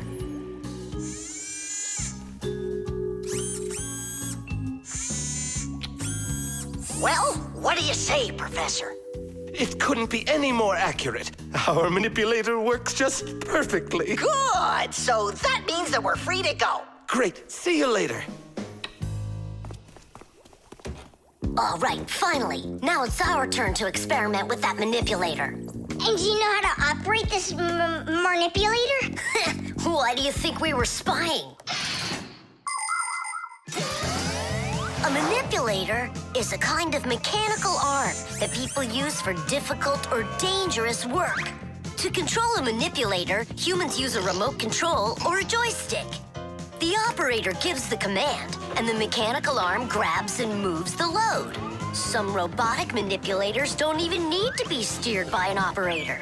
They're controlled by computers and can work without people being there at all, even on the moon.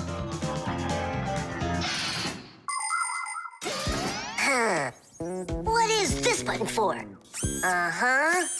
How about this one? Uh-huh.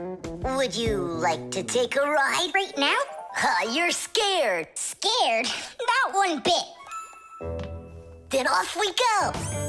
Yeah, cool. Ha, this is totally awesome. Well, hang on. This is gonna get even awesomer. Professor?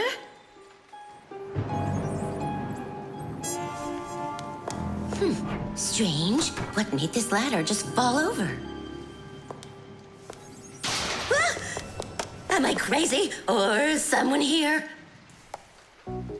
Oh, calm down. Calm down now. Poor Elisa. Yeah, you're completely overworked. Whoa! Who's here? Achoo! Hang in there, Nolik. I'll get you out of there.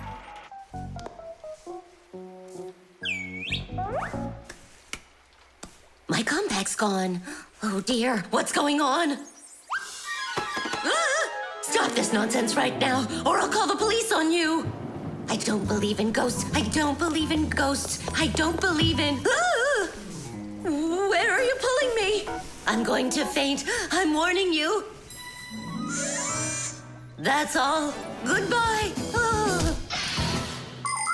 Throughout the world, humans use manipulators for all sorts of work. In factories, manipulators are used to lift and move heavy loads. They can also hand out the parts needed for assembly or even attach these parts themselves.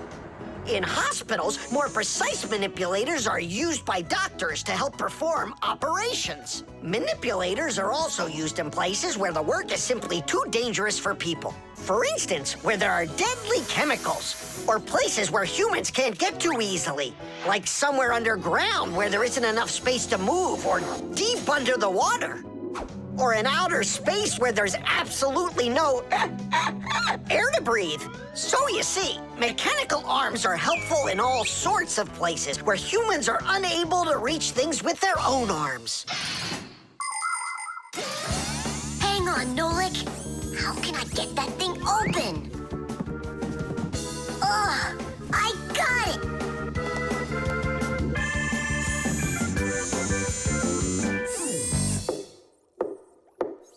Yes? Who's there?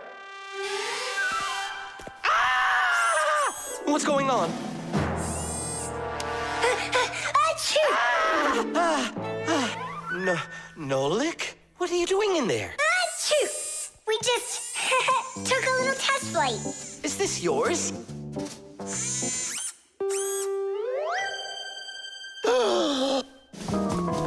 Elisa! Elisa!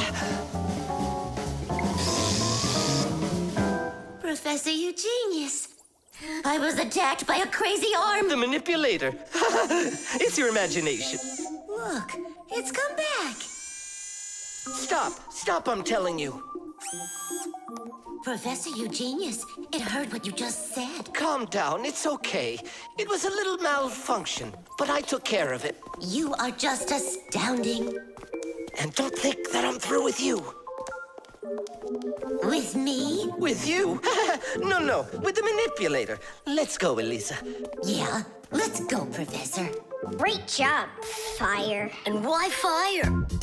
Achoo! Knots.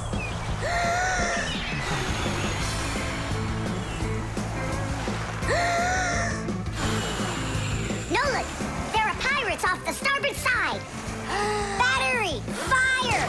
Hey, I'm not a pirate. Why'd you hit me?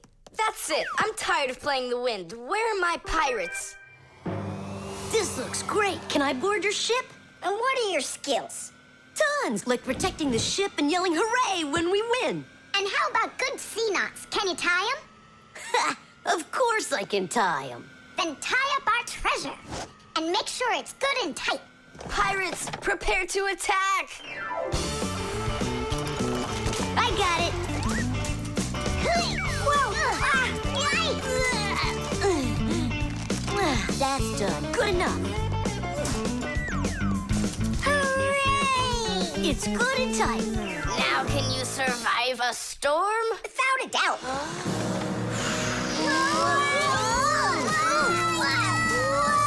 Our treasure! It's sunk into the sea. That was my mom's necklace we sunk. I'll pick it all up, don't worry. No, thank you. We'll manage ourselves. He calls himself a sailor. Go and learn to tie some knots. Try tying 2 ropes into a knot. You think it's easy? A badly tied knot will untie itself before you know it. Here's one way to tie it right. First, cross over the 2 ends like this. Now, to finish the knot, you've got to cross them over again. But not this way. It's got to be in the opposite direction. When it's done, it looks like one loop inside another. This kind of knot is called a square knot. And it won't untie as long as you tie it right. And that's just one of the many kinds of knots a sailor has to learn.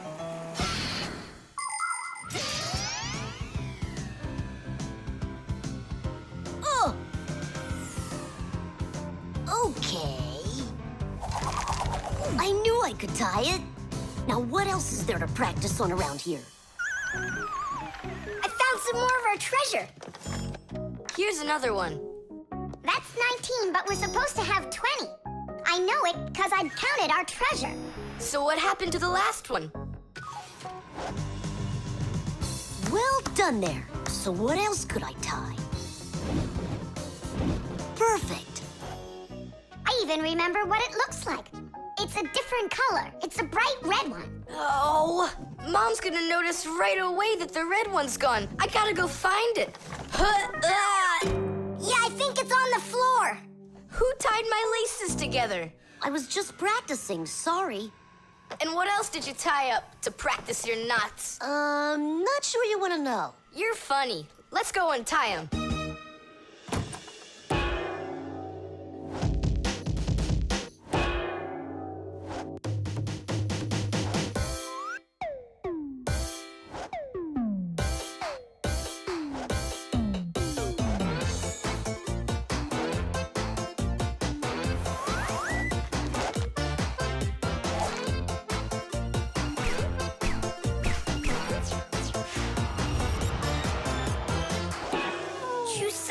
Don't look at me that way. I'm scared. She's just staring at her own whiskers, Nolik. And what have you done to her whiskers? Well, I tied them with the square knot. Fire, you're just a blockhead. And why don't you tell us what else you've done?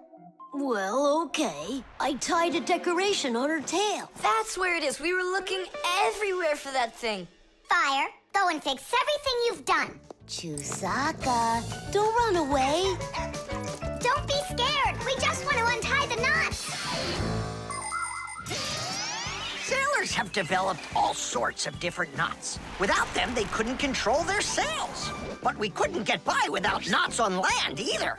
Mountain climbers use tightly knotted ropes to help them climb and keep them safe. Fishermen tie hooks to their fishing line using special knots. You can't even pitch a camping tent properly without making a knot. When people sew, they tie knots in the thread to hold it in place. And doctors use knots when they stitch and bandage a wound. And a tie wouldn't be a tie if you didn't tie a knot in it. Sneakers won't fall off your feet. And the laces won't drag on the ground if they're tied with a proper knot. But sometimes things can get knotted up by accident. And that's one time when you don't need to know how to tie knots, but how to untie them. All aboard!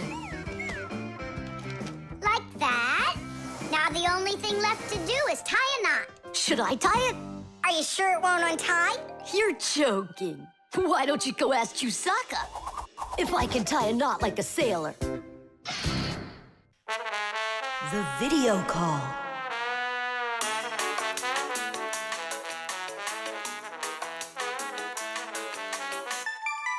Turn on the camera right away. It's me, Simka.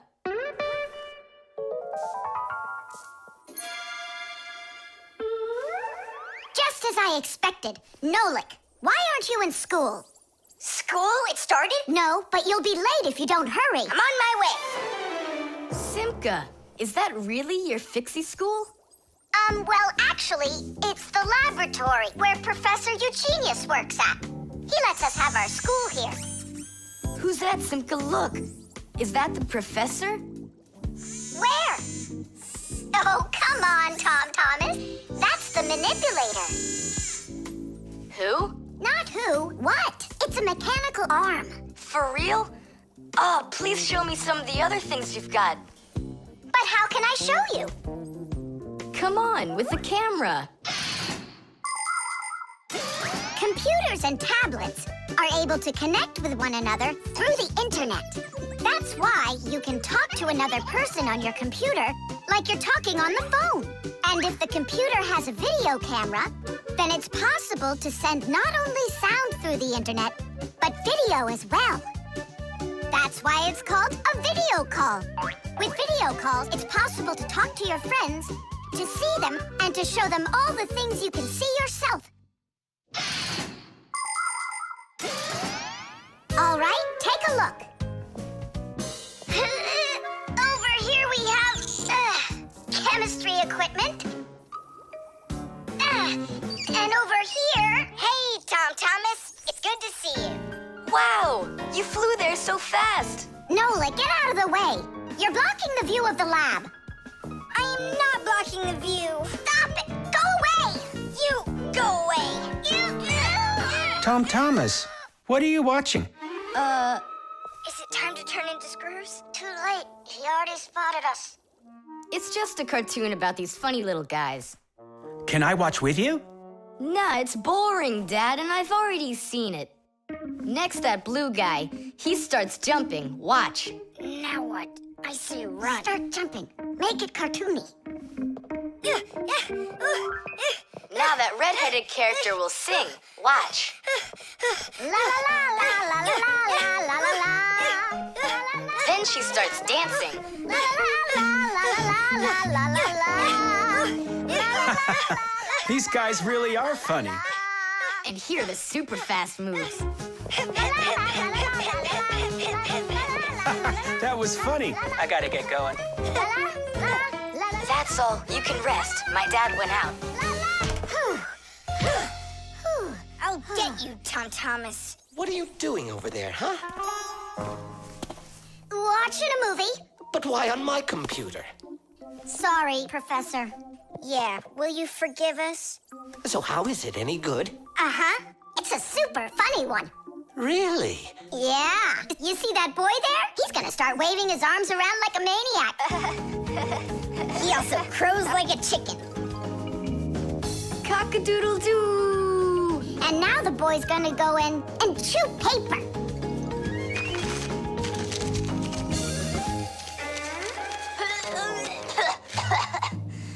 I can't do this all at once. A movie. That's what we're watching here, right?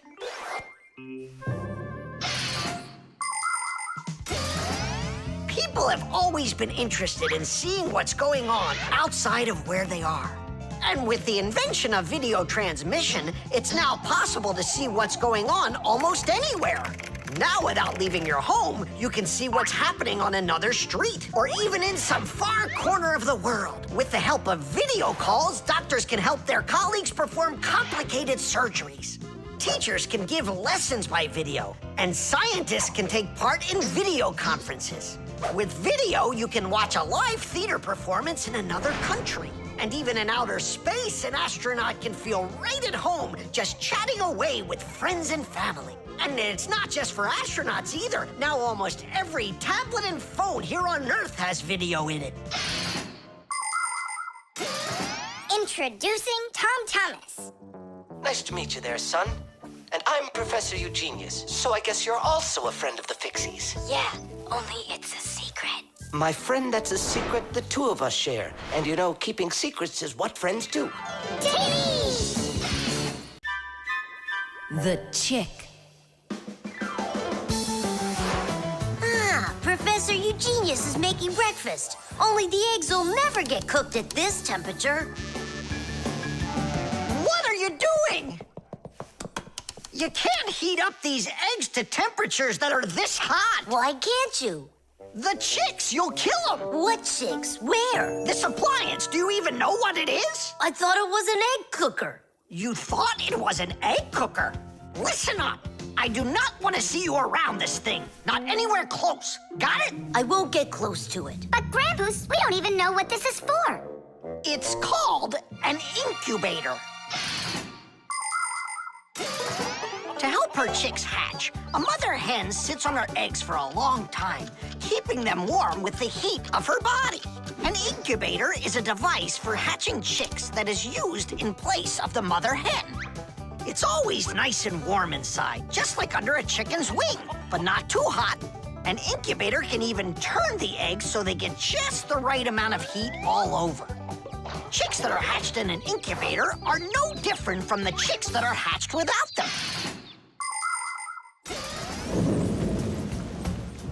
Fire! What? This thunderstorm is really scary. Let's be scared together. I'm not scared at all. Me neither, I was joking. Just joking with you. What do you think? Are the chicks scared in there? Holy moly! Wow, that was a big one. Even the electricity got turned off. The incubator turned off too. And the temperature is dropping. And for little chicks, is that bad? I'm sure it is. It's cold in here. These chicks need help, and Grampus isn't around. Then we're gonna have to save these chicks without him. Nolik, get the door open. Help me. I can't. Grandpoo said I can't get near the incubator, so try opening it yourself. I can't do it. And I can't help you. But the chicks are going to die of cold. Let's just do it. But don't you go and tattle to Grandpoos. I promise. Hooray! It's a bit early for hooray.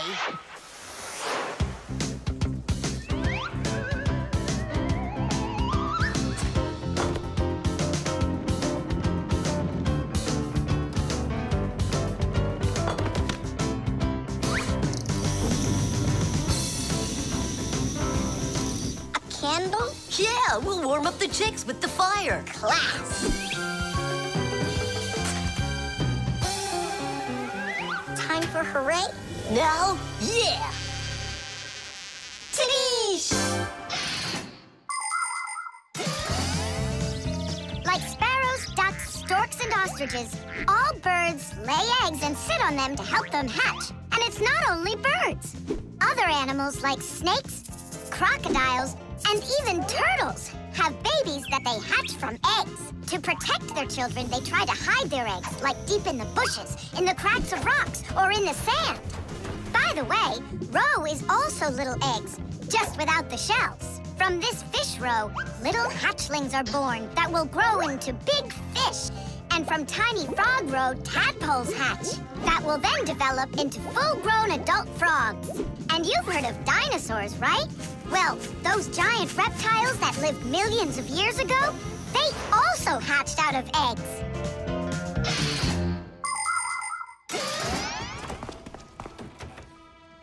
What happened to the electricity in here? It's a blackout from the thunderstorm, I guess. This is just awful. My incubator! Someone lit a candle, and the temperature is normal. So who put the candle in there? Tell us right now. Nolik, don't be a tattletale. It was me. By yourself. By myself? Of course yourself. I wasn't allowed near it. Well, yeah. He wasn't allowed near it. All by yourself. Then well done. You saved the chicks. Our hero. So, Fire, follow his example. And you, Nolik, accept our heartfelt thanks. Look inside. They're starting to hatch. All right, Fire. Come take a look. Now I'm allowing you.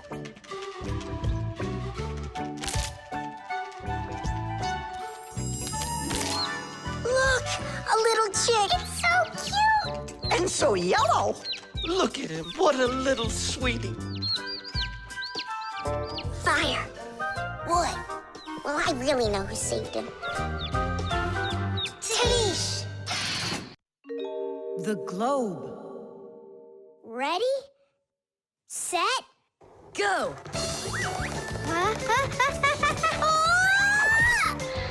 Yay!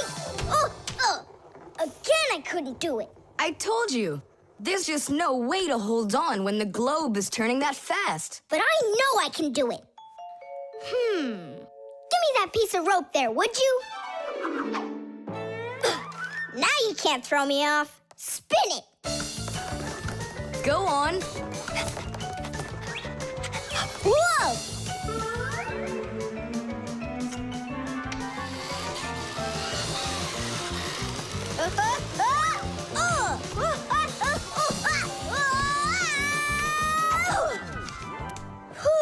What you doing?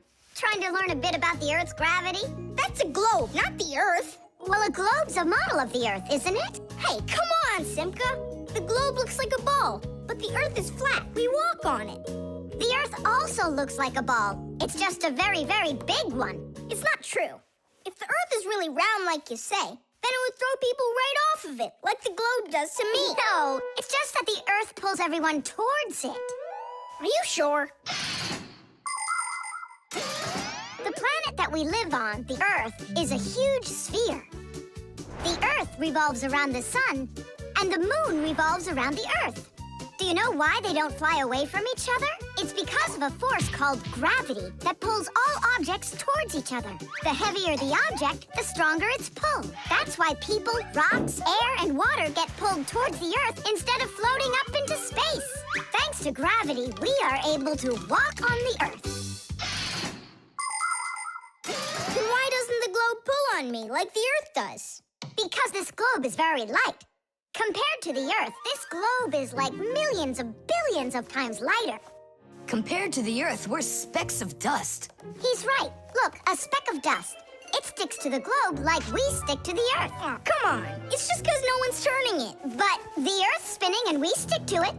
What? I just don't believe you. There's just no way the Earth is spinning. You've really got no idea how the days all turn into the nights, do you? Do too. It's because the sun goes up and then sets.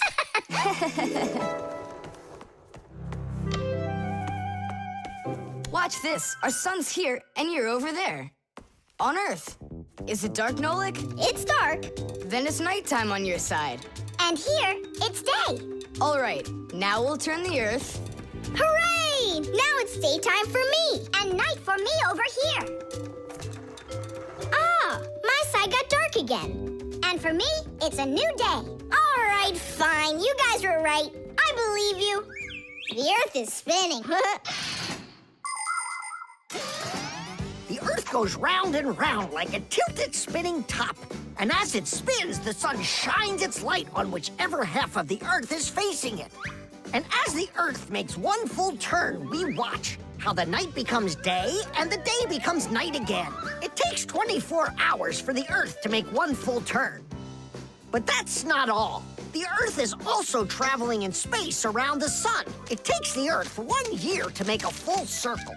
As it goes along its way, the top and bottom of the Earth take turns being closer to the sun. That's because the Earth is tilted. When the top half is closer to the sun, it's summer there, while at the very same time on the bottom half, it is winter.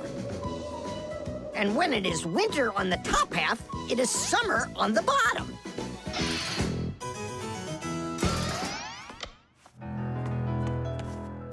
Nolik, where are you? I'm not sure. Somewhere in Kazakhstan. The force of gravity is super strong around here. So go on, spin it. You're gonna fall off, Nolik. Don't worry, just do it.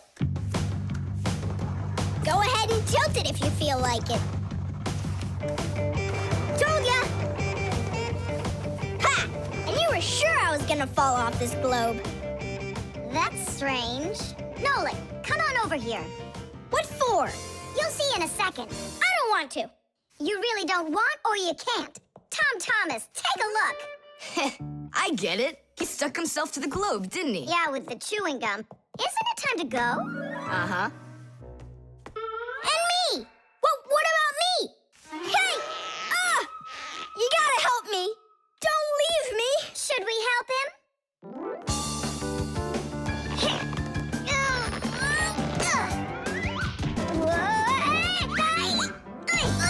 I never would have thunk it, but the pull of chewing gum is even stronger than the Earth's gravity. The motion sensor. This part has to be replaced with one that's new. I've got an idea. How about we run to the warehouse and get it? Because you don't have time to go there. And that way you can keep on working. All right, then. Only remember the code for the part. A8375. I'll remember it for sure.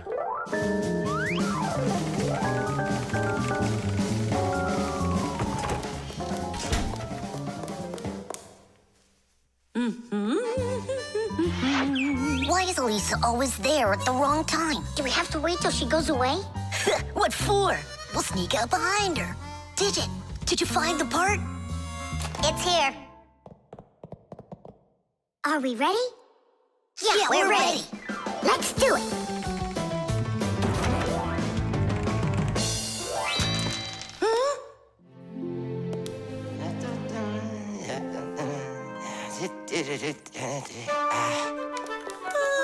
Professor Eugenius, you're in here.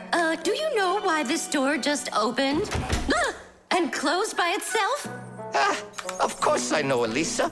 It's because I converted it into an automatic one. You see, I installed a motion sensor above it. A motion sensor is like an electronic eye that watches everything that moves in front of it. Did you ever wonder how doors open by themselves at places like stores or at the airport? They open with the help of motion sensors. If the sensor sees that someone walks up to the door, it sends a signal to the door's electric motor. The electric motor opens the door and then automatically closes it after the person walks through it.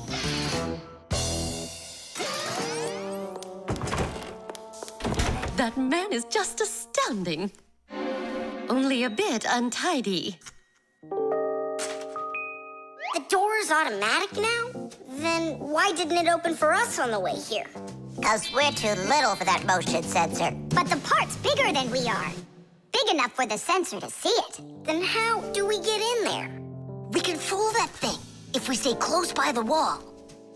Now let's keep this as close to the wall as we can.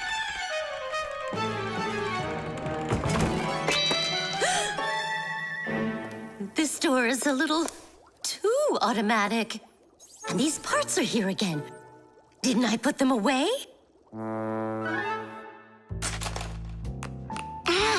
The sensor still noticed us. Here's what we gotta do. Let's break it. Why do we gotta break it? All we have to do is deactivate the unit. Sensors are used to help people in all sorts of different situations. For instance, motion sensors notice when someone is moving so they can automatically open a door or turn on a light. Some automobiles are equipped with rain sensors. If it starts raining or snowing, the sensor automatically turns on the car's windshield wipers. There are also sensors that react to how much light there is. In the evening, when it gets dark, light sensors can be used to turn on street lamps. And in the morning, when it gets light again, the sensor switches them off. A smoke detector can sense when there's smoke inside. The sensor can be used to turn on a fire alarm or even an automatic fire extinguishing system.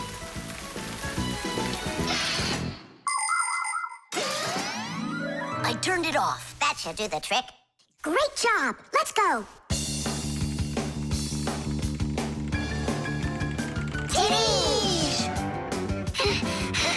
Professor Eugenius, mission accomplished. Well done, Fixies. Actually, not that well. This part here is A7583. Uh-huh. And I asked for A8375. Digit, didn't you say you knew the code number? I did know it, but somehow forgot it. Digit, I can't believe that you forgot it. All right, we'll just have to go out one more time. Thanks, but no thanks. I'll get it this time. I forgot to warn the professor that we've turned off the sensor. And I'm afraid he's expecting that the door will automatically open up. Professor! Stop!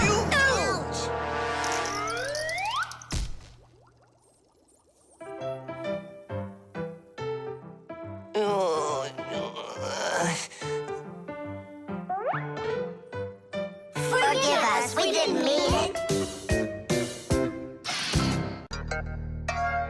The Pack-A-Mat. Simka, can I have the Pack-A-Mat? I'd like to practice with it a little before the exam. Take it!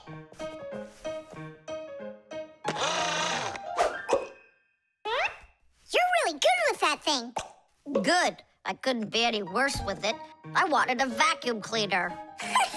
Actually, you were pretty close there. You did manage to get the hose at least. This is not at all funny.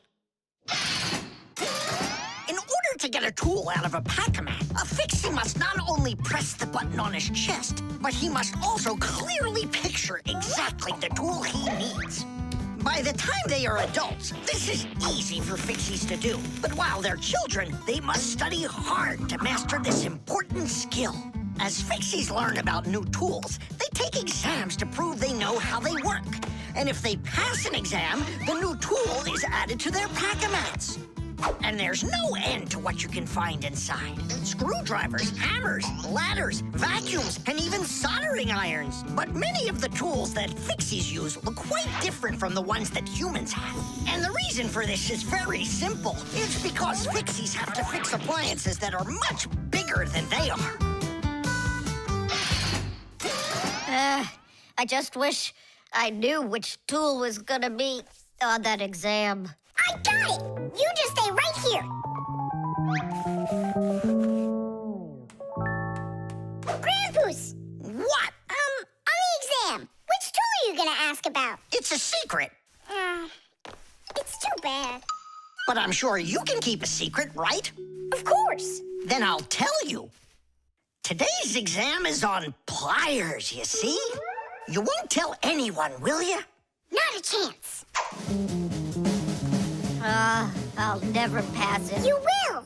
He's gonna ask about pliers. Huh? How could you know that? It's a secret. Okay, Digit. See if you can get the pliers out of there. A pair of pliers is a great tool indeed. To grab and turn things, it's the tool that you need. Just be careful how you use them, or your fingers you could bruise them. Pliers are a great tool indeed. Just be careful how you use them, or your fingers you could bruise them. Pliers are a great tool indeed. Good going. You got it. Thanks a lot, Nolik. It's not really me you should be thanking. Grandpoos, thanks a lot. For what? The secret What secret? about the pliers. Oh, that! You know, I picked a new topic. I decided that a hammer will be the tool. A hammer? Only it's a secret. I remember. The topic got changed. It's a hammer. You sure about that? Totally. All right. I'll try to do it. A hammer is a great tool indeed. To pound in nails, it is the tool that you need. Just be careful how you use it, or your finger you could bruise it. A hammer is a great tool indeed. Super. I'm sure you're gonna pass. That's only if he asks me about a hammer. I'll be right back. Grandpoos, it's a hammer for sure? Nah. A hammer would be way too easy for those kids. So now it is a drill. A drill? But only... It's a secret! Now I know. There's no doubt about it at all. It's a drill! A drill is such a great tool indeed. To drill a hole, it is the tool that you need. Just be careful how you use it, or your finger you could lose it. A drill is such a great tool indeed. And if it's not a drill, right. Hammers, wrenches, drills, screwdrivers, vices, mallets, saws, and pliers. All of these are super duper great tools, yes indeed. That's all. That's enough of this. I'll just go and take the exam. Yeah.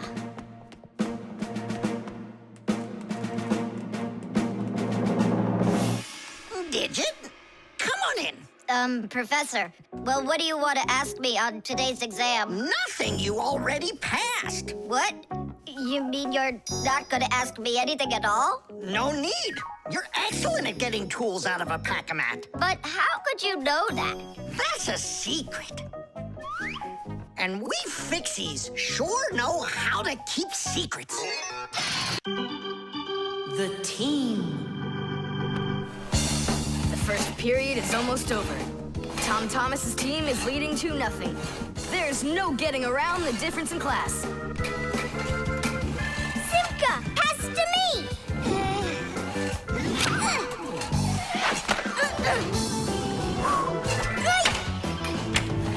Simka, over here!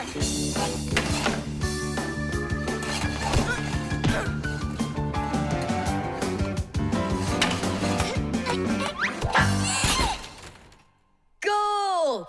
3-0.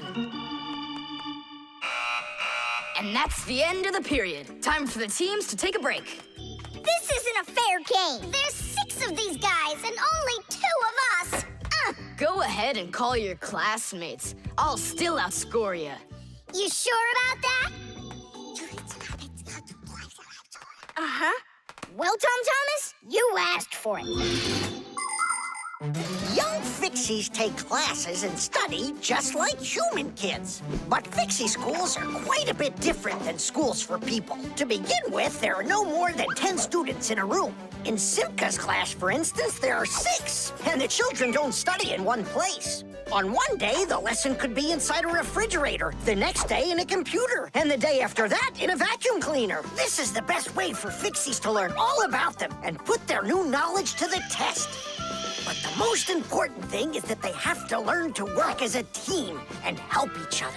Stronger Fixies helping weaker ones, and older Fixies helping younger ones. This is a must for Fixies, because appliances are so very big that if we didn't work as a team, we little Fixies could never get by. As the second period is about to begin, our full team comes to the ice. Huh? Introducing the engine of our class, Fire! My motor's roaring. And now the brains of our class, Digit! Okay, what's the score? Now here is the spirit of our class, Tula! Could I be our goalie? And here she is, the face of our class, Verda! And oh, what a cute one. So you want to quit, Tom Thomas? I'm not afraid of you.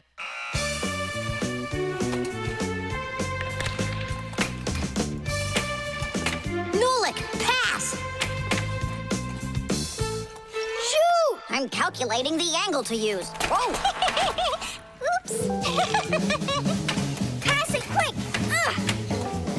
Quit sleeping! If you're going to scream at me, I'm not going to play at all. Wow, that's some team you got there.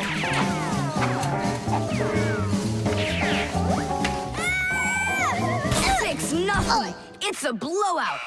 Now the intermission before the final period. We're missing something here. I can tell you what. You mean confidence? Calculations? Elegance? I know speed. What's missing here's teamwork. Simka, you're right. It's one for all and all for one. Then here's what we're gonna do. We got it.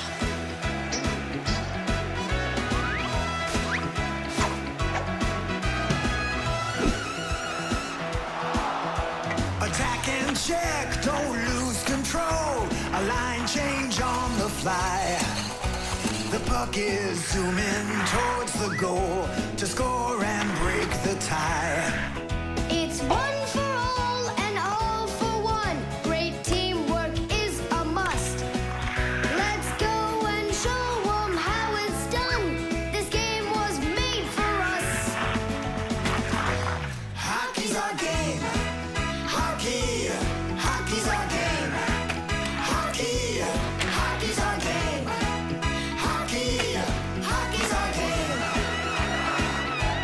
Hockey's our game. Hockey, hockey's our game. Hockey, hockey's our game. Hockey, hockey's our game. Hockey's our game. Hockey, hockey's our game. Tell me again, what's the name of our game? Hockey. I can't hear you. Hockey. Oh, hockey's our game. Hockey. Hockey's our game. Hockey. Hockey's our game. Hockey. Hockey's our game. Hockey. I love that hockey. Hooray! We won, Tom Thomas. What do you say now? How did I get creamed like that?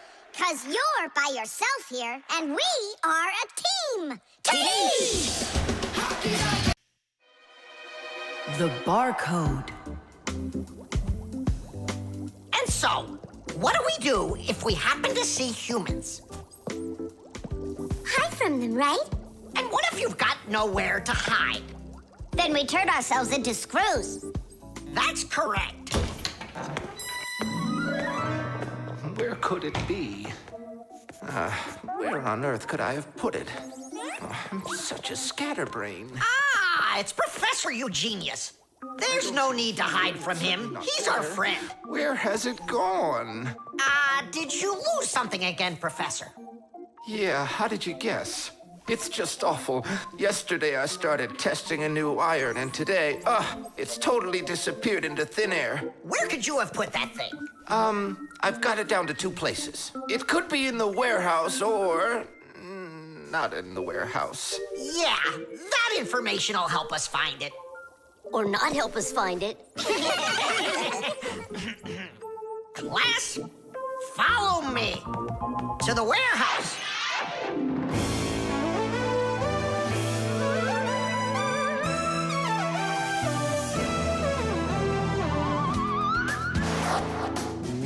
Wow, look at all these boxes.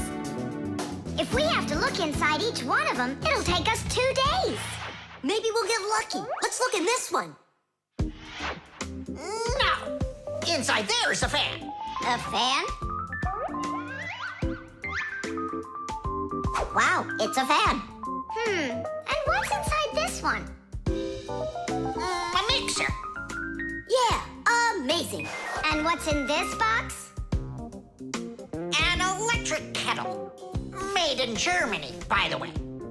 He's right. There is a kettle in there. Professor, is this some trick? I don't get it. Grandpus, how do you do it? It's gotta be magic. What else? Here's how I think he's doing it. I think the professor has glasses made to see through the boxes. Of course not. I only know how to read the barcode that you can see on each of those boxes. Oh, that. Exactly. If you look at the printing on packages and boxes, you will often find a symbol with a lot of black lines and numbers. These symbols are called barcodes. Each barcode has all sorts of information. What the item is, what country it came from, and even in which factory it was made. With the help of a special reading device, a scanner, it's possible to read all the information the barcode holds. It really is an excellent system for stores to know what they've got. You don't even need a scanner to do it? I can figure out barcodes without one. I'll teach you if you want. Class. Let's see. We're looking for a box with an iron. There. Well, bring in the professor. Today, on almost everything that is sold, there is some kind of mark. For instance, this kind of mark is called a barcode. And this one, a QR code. These marks help us find out a lot of information. Suppose you walk by a building and see a QR code on it. Just point the camera on your mobile phone at it, and information about who built it and when it was built will appear on the screen. Isn't that great? It's a shame not every phone can do this yet. And that's not all. There are also marks that work without pictures. There are electronic chips that can hold information. These chips can be put inside of ID cards or travel passes, and all you need to do is press the card near a reader so it can check if you're allowed to go on through. You just made my day. You found it so quickly. What would I do without you? Huh? Is something wrong? This is not an iron. Whose sandwich is that? Mine. Yesterday I wanted to put it into the fridge, only I guess I put it into my... I just get distracted so easily. Look, we need to think this through logically. If you went and placed your sandwich into the box where the iron should have gone, then you must have put your iron in the refrigerator. Oh, here you are. Here you are, my new iron. Oh, I looked everywhere for you. Thank you, my friends, once again. There's no need to thank us at all. You're always there when we need help.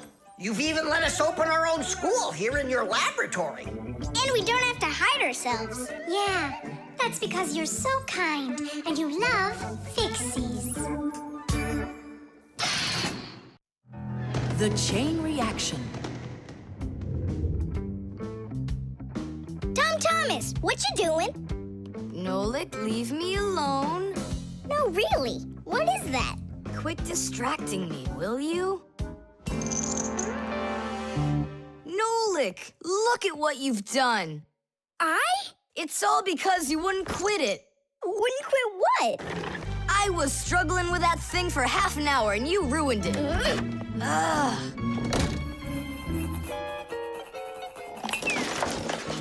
Whoa! Ah! Oh!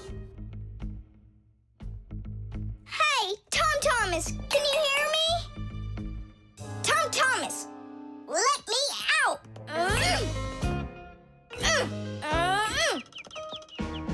Nolik, is that you banging? Yeah, And how did you end up in there? none of your business. Why are you so rude to me? 'Cause I feel like it. Oh, yeah? Enjoy sitting there. Well, who needs you? Goodbye.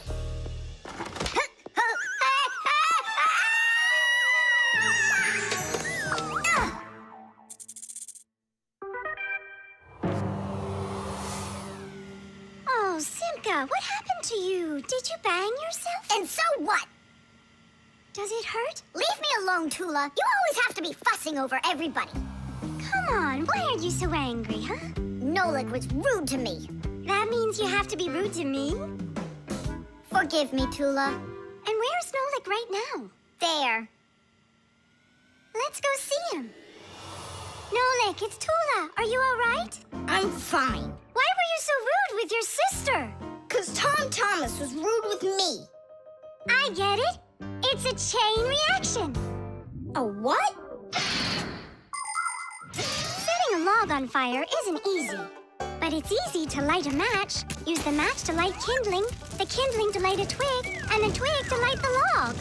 Have you ever seen a fire grow? It's an example of a typical chain reaction. So be extra careful with fire, because just one match or little piece of smoldering coal can lead to a huge disaster. Yes, they can make a whole forest burst into flame and burn down to the ground. And all because of a simple chain reaction. I don't get you. What chain reaction? What do you mean, Nolik? Tom Thomas was rude to you, then you were rude to Simka, then Simka was rude with me. So there it is, a chain reaction. Yeah, and the rudeness was like a little spark. It just spread and spread and spread like a forest fire. Will you forgive me, Simka?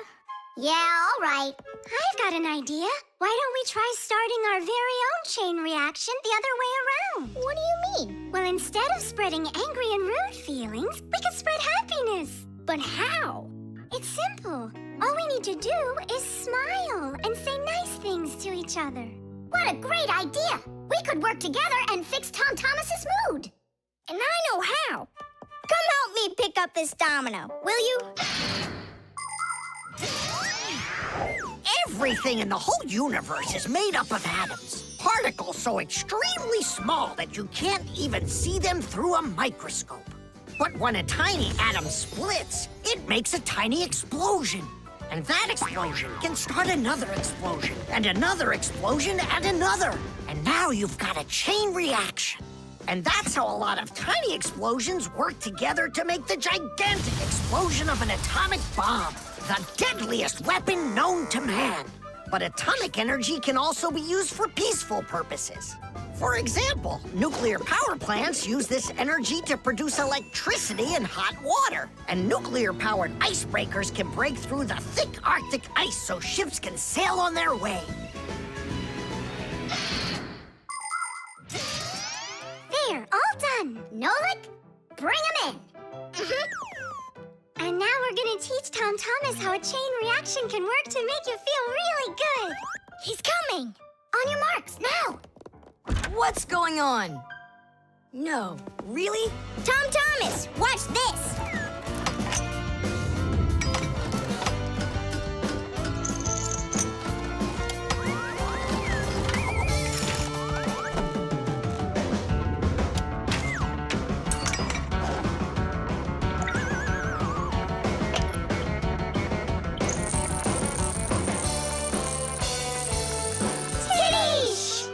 That was so totally awesome! I can't believe what I saw!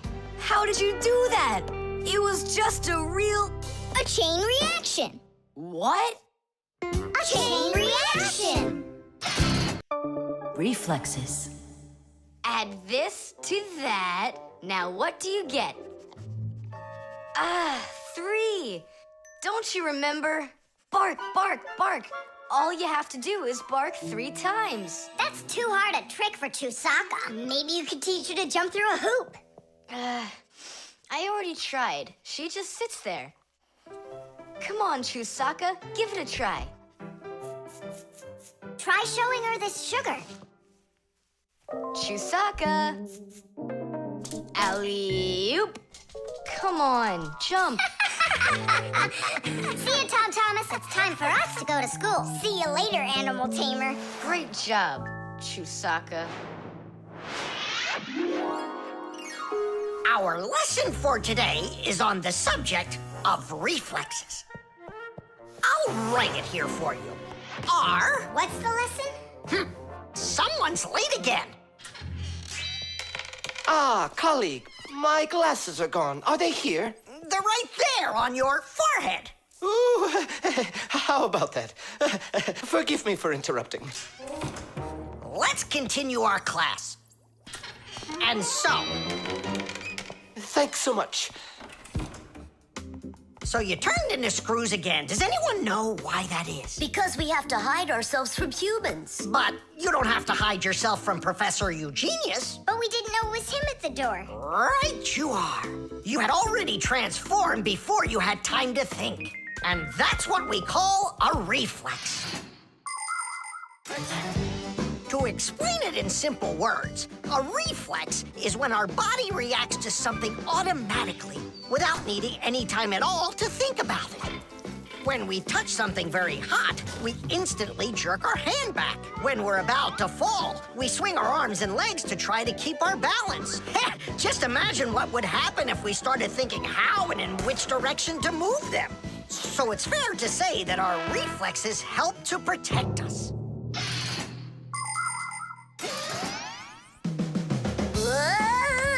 No kidding. They protect us.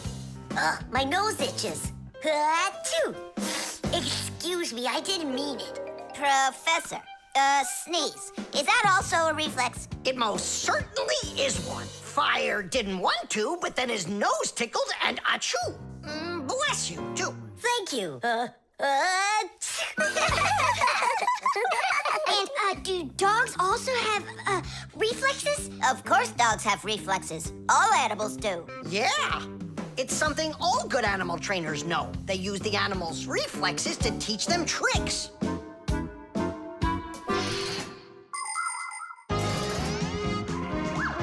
Many humans teach their pets lots of commands, like to bring a ball, to count, or even to dance. But to train a pet, you gotta know what to do. A good animal trainer always has plenty of treats handy. As soon as an animal follows a command correctly, like standing on its hind legs or jumping over a hurdle, the animal gets a treat. And then the trainer makes a unique signal right away, like clicking his fingers or blowing a whistle. After repeating this training over and over, the animal develops a reflex. Once it gets the signal, it carries out the command and then gets a treat. But the most important thing about animal training is to love your trainee and never hurt it. Otherwise, no treat will work. Tom Thomas, we just learned in Fixie school how you can train Chusaka. Yeah? With the help of reflexes. With what? Where's Chusaka? Call her. Chusaka, come here. Give her a math problem. A nice simple one. Add this to that. Now what do you get?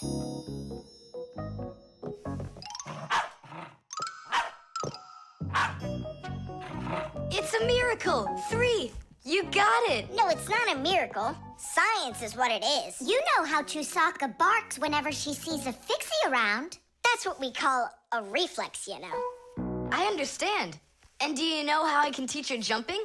Well, we didn't figure that out yet. Wait a sec, I know how. Chasing Fixies. Isn't that one of Chusaka's reflexes? Probably, That's great, so let's go and train the dog. Nothing's ever too much for a good friend. Chusaka.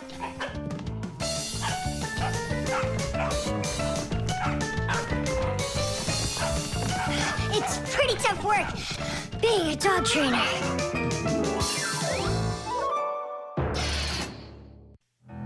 The fire extinguisher. So, who can tell me, in the home, what is the greatest danger of them all? Chewsaka. Well, dogs are dangerous for us, but what is very scary for us and for humans? Fire!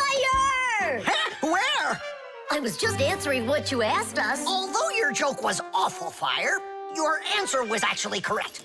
Nothing can be worse than getting caught inside a house on fire. Don't know much about chemistry, but I can handle circuitry. That's an interesting idea. I have to try it out. And that's why every Pack-A-Mat has a fire extinguisher inside of it. And how do you turn them on? Well, I'll show you at the end of the lesson.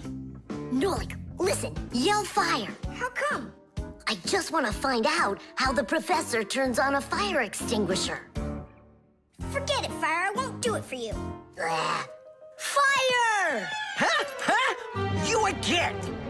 I was joking. It's a stupid kind of joke, and I want you to leave right now. Actually, I should call your parents to discuss this terrible behavior. Fire is no joke at all.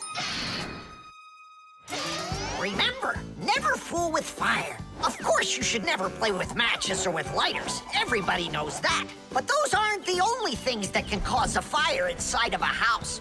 So can a stove or a fireplace. And don't forget electrical appliances, like electric burners, space heaters, and irons. If you act carelessly around any of these appliances, they can cause a fire. And we should never forget to take extra special care with sparklers, candles, and fireworks.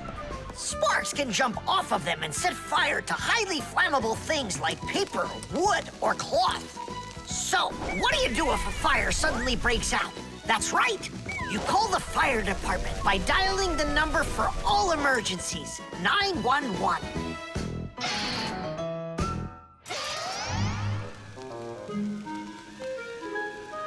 Huh? What's going on? No way. No way! Fire? It's burning for real! Fire! What do I do? Oh, yeah! I need a fire extinguisher!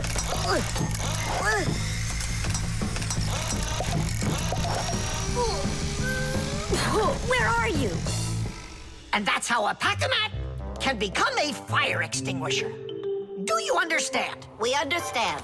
There's a fire! It's over there! Enough! You don't know when to stop fire? I'm not joking this time. Please believe me, it's there. Nice try, Fire. Oh, look, he even used smoke this time. No, Simka. That smoke's from a fire. Uh-huh. I'm sure that this time it's for real. It's the truth. I swear I'm not lying. This time I think it's true. He's not joking. We've got ourselves a real fire here. Tula, Simka, turn off the soldering iron. Uh-huh. Got it. Be careful, kids. You have to stay back here away from the fire. And what can I do to help? Take out your fire extinguisher.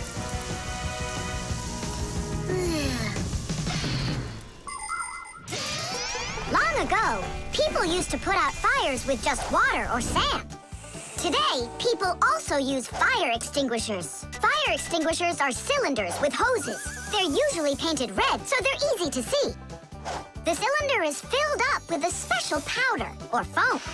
If someone needs to put out a fire, they point the hose at the fire, pull out the safety pin, and squeeze the handle. The foam or powder shoots out of the extinguisher and puts out the fire. Our fire extinguishers are just too small for this fire. We have to find Professor Eugenius to put it out. I already did. All right, where's the fire? Ah. Ooh. Hooray! We put out the fire! You Fixies are just the greatest. Thank you. You saved the whole laboratory. Not at all, colleague. If not for you Fixies, I can't even fathom how this could have ended. And what I'm wondering is how the fire got started at all. Fire? I had nothing to do with that. Yeah, sure. Then who was yelling, fire, fire? You know what? Maybe it was you that set the fire. Well, if that's what happened, don't even think about coming back to school without your parents. Colleague, wait. It's all my fault. I didn't turn off the soldering iron. Forgive me.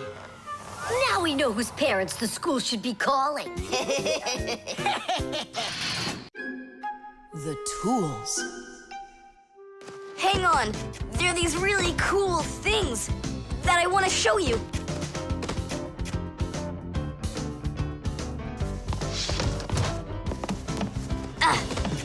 Whoa! Whoa, look how many things you got all at once. Your dad's gonna be so angry when he sees what you did with all of his tools. I'm gonna put them all right back where they were. And where were they? Open the box and you'll see. It's neat. There's a special place in there for each one of the tools. Try hammering in a nail or drilling a hole with your bare hands. Uh-huh. There's no way. But with the help of the proper tools, it's a piece of cake. But of course, that's only if you know how to use them. Tools need proper care. If the head of a hammer is loose or a drill is dull, then you shouldn't work with them. It's dangerous. And when you're done working, put the tools back in their places, or you'll be tearing your house apart trying to find them the next time you need them. Huh. The pincers go here, and the wrench goes over there. This drill bit's too long for this spot. Let's see if it fits in this one. Huh. Any idea what this tool is for? For splitting wood or carving stone, that chisels what you want to own. Wow, Simka, you're a real poet. Now try to answer this little poem. When you have a thing to measure, this round tool is quite a treasure. This tool, right? I know what it's called. It's a measuring tape. Let me measure you, Nolik. Wow, you've grown. You've almost reached 1 centimeter. Class! I also have a rhyming riddle for you. What bangs a nail into the wall to make sure pictures never fall? A hammer! I was first. And the hammer goes right here. And now I have one for you to guess. If you need to screw in screws, here's the tool that you should use. A screwdriver! I was first again. You got it right. All right, Tom Thomas, we'd better hurry. We still have a lot of tools here to get sorted out. Humans, just like Fixies, use hundreds of different tools to do their work. Picking the right one depends on the task at hand. For instance, if you need to hammer in a nail, use a hammer. But you don't use a hammer for a screw. For that, there's a special tool called a screwdriver. A wrench is the tool for tightening nuts and bolts. A vise is used to hold a part in place, and a drill to drill a hole. If you need to cut a piece of wood, you should choose a saw. You could use a handsaw, for example, or a hacksaw. Different kinds of pliers can be used for snipping, gripping, or bending. If you need to smooth something down, you use a file. If you learn how to work with tools properly, you can build just about anything. Looks like we did it, just in time. Oh, and how about this? Do you know what kind of tool that is? I don't know. There's no place for it in here. Just throw it out. Come on. And what if my parents use it? Looks like we did something wrong here. My dad came home. Tom Thomas! I'm in here. Hi there. Reading. Way to go, son. Huh? Oh. I don't get it. Where is it? What? I put a piece of metal under the table leg so it wouldn't shake, but it disappeared. So that's where the tools place is. Did you take it? What? I didn't. It must be somewhere under the table. And you look under the sofa. All right.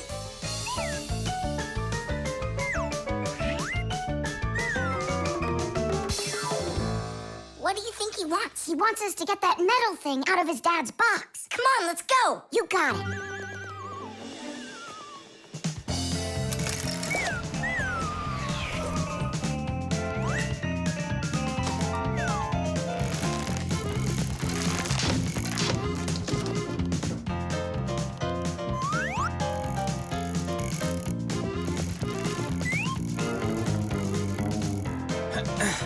Any luck?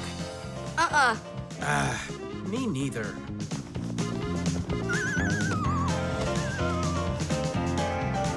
I found it, Dad. It was under the table, just like I told you. Huh. You were right. It's strange. How could I have missed it? Maybe you're just, tired from working too much. Maybe. Tadish. What? It's a new word, Tadish. Tadish. I do like the sound of it. GPS.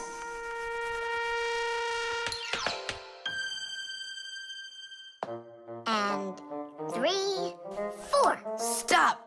Who goes next? I'm next. 5.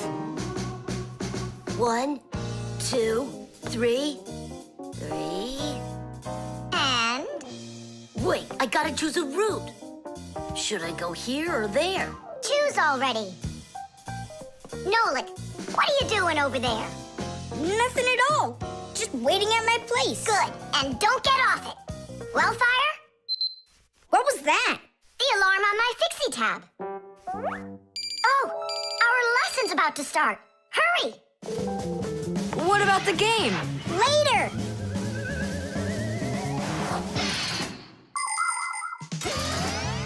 As soon as young Fixies enter their first year of Fixie school, everyone gets their own Fixie tab. It's a little computer that can do anything at all. Well, almost anything at all. Studying with a Fixie tab is fantastic. You can read it just like a book and write in it just like writing in a notebook. You can use a Fixie tab to listen to music, watch movies, find your way around, and talk, text, and send letters to your friends. And if you want, you can use a Fixie tab to go on to the internet that humans use, or you can visit the secret Fixie internet, where you can find news about the world of the Fixies. And Fixie tabs have games on them, too. Of course, these games can be a lot of fun, but you shouldn't play games until your homework is all done. Faster, or we'll be late. I know a shortcut we can use. This way.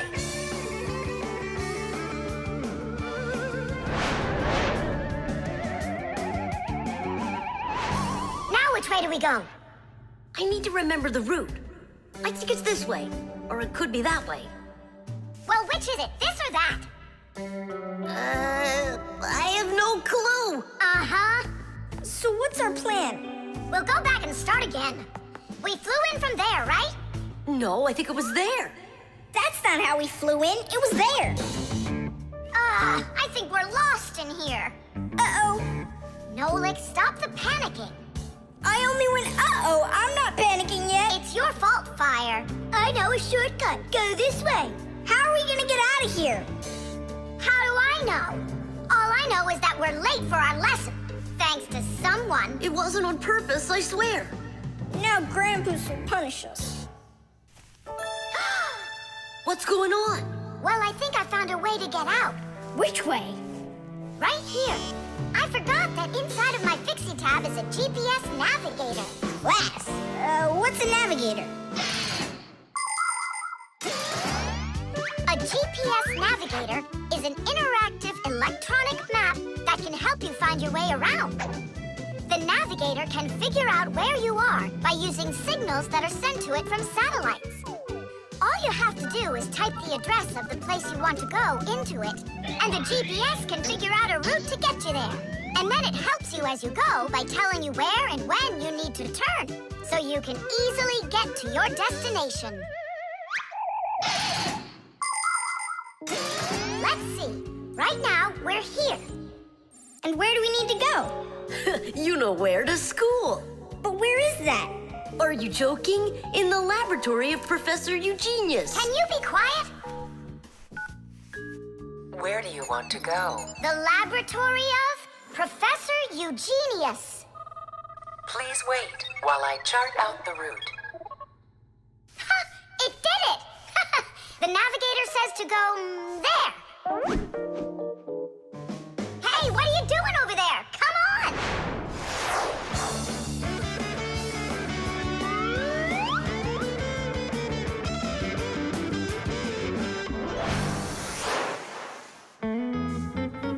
And if you happen to go off route, the navigator will give you a different way to... Well, you finally made it. Unfortunately, you missed an important lesson today. We got lost. Forgive us. In case you're wondering, we were studying navigators. And you know what? We just used a navigator to get here. Yeah, it showed us the way we had to go. Well, that's certainly quite lucky for you, because now you don't get an F. But from now on, kids, you have to get here on time. I promise you that. Because now we know where to get our shortcuts from. The gramophone. And that's a photograph of my mom when she was little. She sure looked happy, didn't she? Because parents were all happy when they were children. But then they grow up and start getting all gloomy and as boring as can be. Oh, what's this, do you know? A song about a screw? It's total nonsense. Nonsense? It's about a screw, which means it's practically about Fixies. Why don't we listen to it and find out? If it's good, we can all dance together. How do you listen to this thing? Like this? Why don't we try to use the player? We won't fit in there. Look, right here it says gramophone record. See? So we need to find a gramophone player. Find what? Let's go to Grandpa's.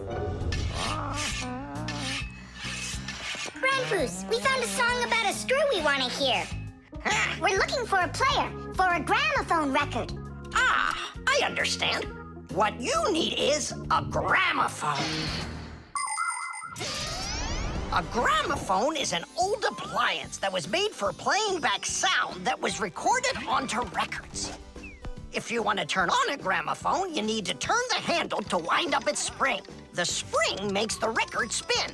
Then, a needle is placed on top of the record, and as it moves through the groove on the record, it shakes a little, which makes a diaphragm, a sort of mini drum skin, start to vibrate. The big horn of the gramophone then makes the sound louder, and we hear a voice or music. The most amazing thing is that a gramophone doesn't have an electric motor or any electronics. That's right. You don't need electricity for a gramophone to play back the sound that's recorded on a record. That's because a gramophone is an entirely mechanical wonder. If you want to know, there is a gramophone in the office of Tom Thomas's dad. It's on the desk. Great, let's go. Thanks would be nice.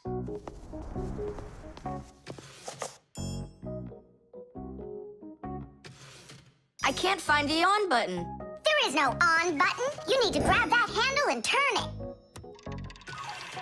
Now take that thing and put it down onto the record. It's not playing. Look, there's no needle in there. And where can we get one from? We can make it. Do you have any nails around here? Is this good? That'll be great. Verda, are you ready? Totally. Better cover your eyes.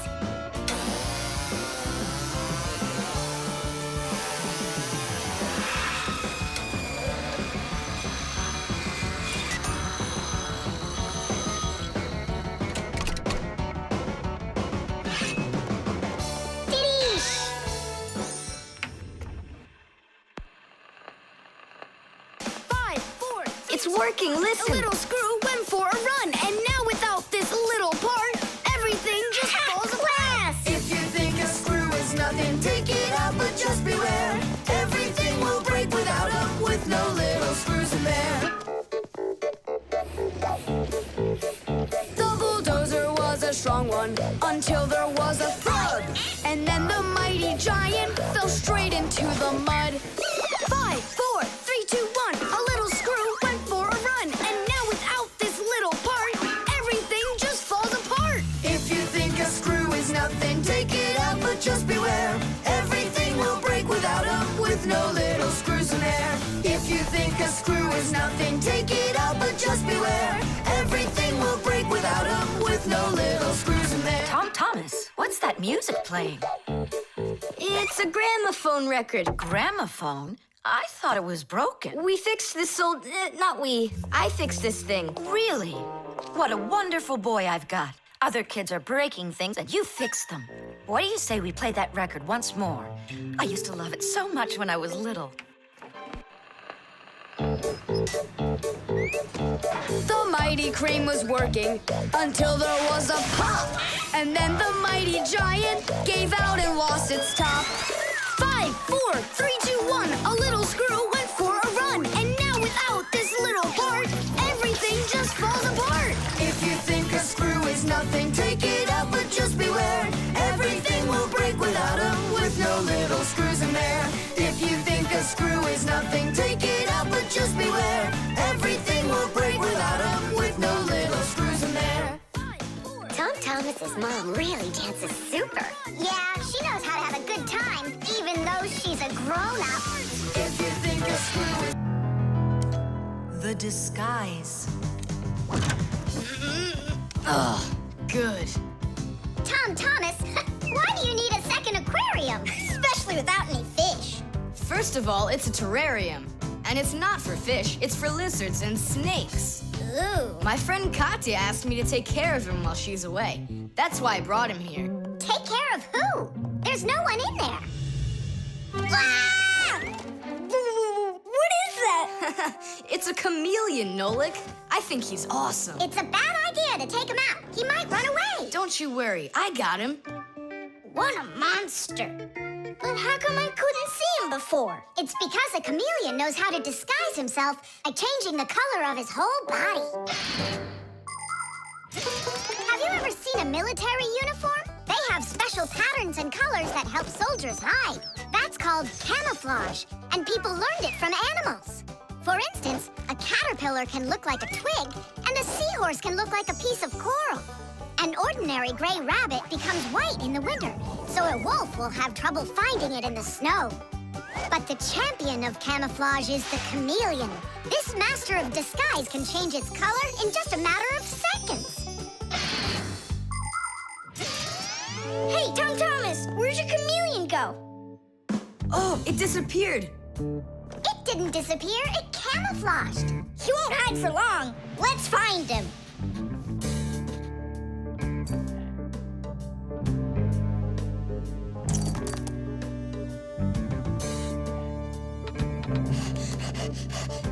Chusaka, have you seen the chameleon? Where is he?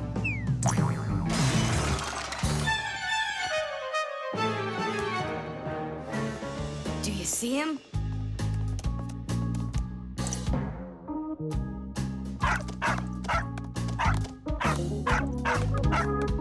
No, he's not gonna let us catch him.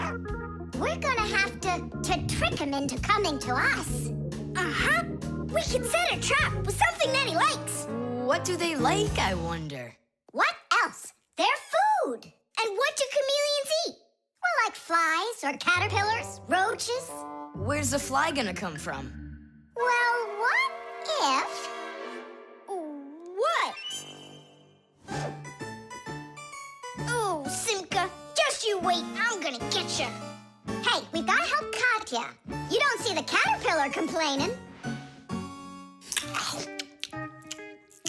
Quiet. Nolik, you start buzzing. Buzzing? Yeah, like a fly. Yeah, and flap your wings, too.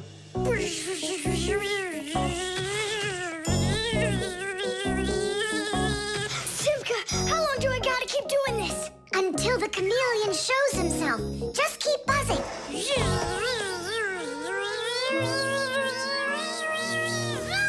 Tom Thomas, there he is. Grab him.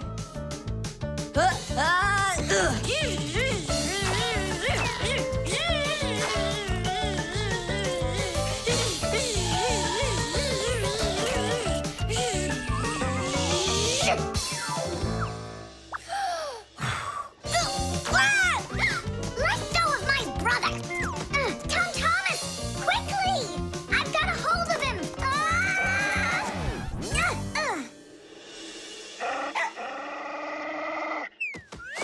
Yep, I gotcha.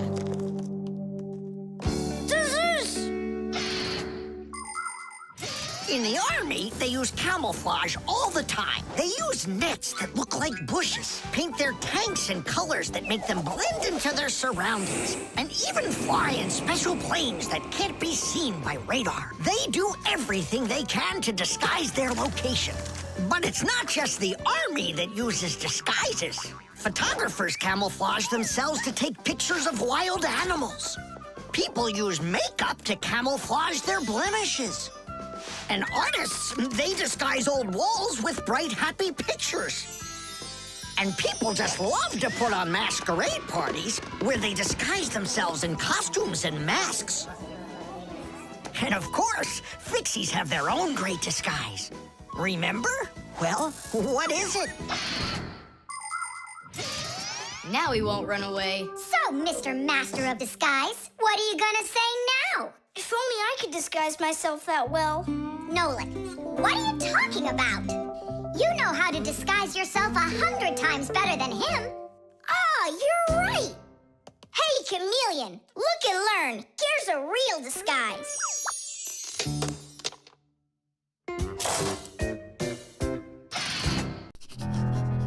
The dog. It's about me. Fixies? It's Chusaka. It sounds like she's angry with us. I wish I knew what that mad dog was thinking about. I'm thinking about you. You better hide or people will see you. I'm leaving. See you later. It's going to rain.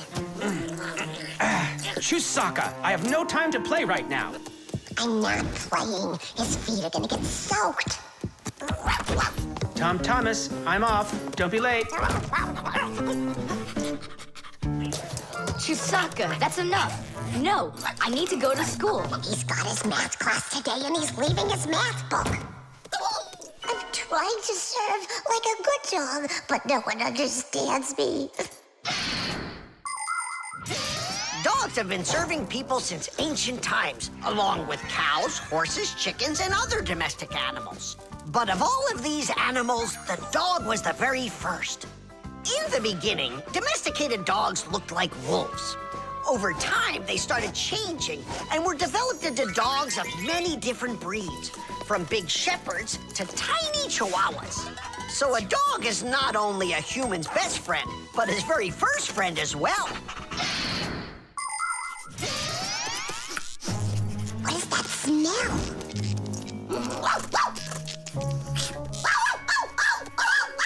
Simka, come on out. I see you.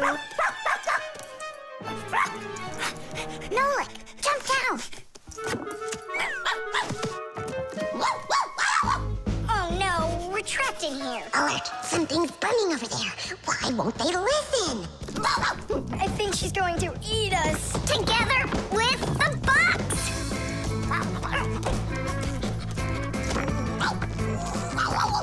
We're done for. Oh. Come on, look. The outlet is sparking. Oh no. Something must have broken in there. Are we going to fix it? Kids should never touch outlets, and you know it, too. It's forbidden.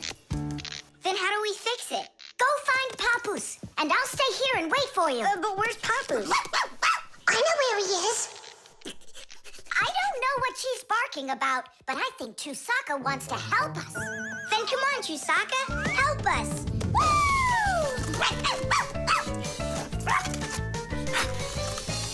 He's in there. Papoose! Papoose! Nolik, is that you? Ah! There's an outlet sparking over there, and it smells like it's burning. Are you sure? Yeah, Chusaka found it. Really? Great job! There are many kinds of service dogs. Dogs that help people by carrying out a wide variety of different jobs, like protecting a house or a flock of sheep if the dogs are shepherds. Some working dogs help guards protect their borders, while others work for the police. There are sled dogs that transport people and loads in the north, where there's only snow and no roads. Some service dogs help blind people by helping them get to the places they need to go. And there are dogs that save people trapped on mountains. And that's not all. Dogs went up into space before humans. But don't think that dogs are just given these jobs. Oh no! Like humans, dogs study for a long time before they're allowed to take on serious work.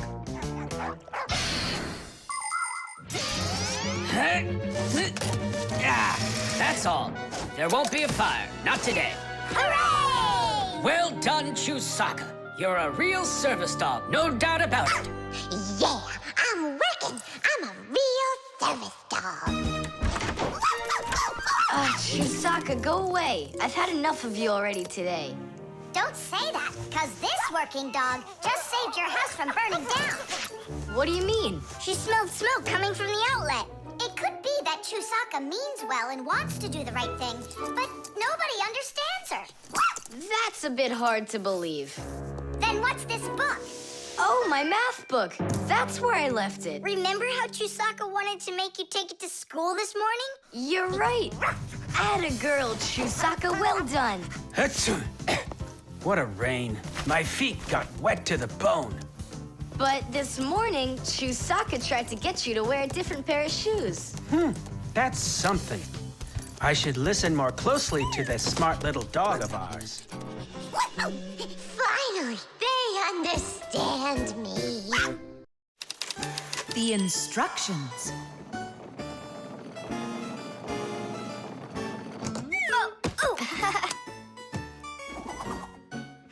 It doesn't work. Try putting it in the other way.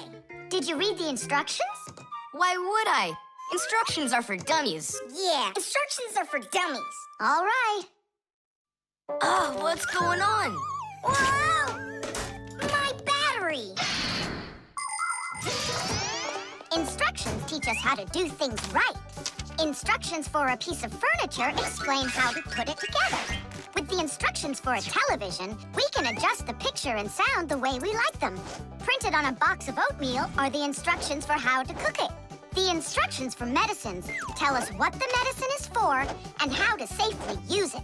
So always read the instructions if you want to do things right and avoid a lot of problems.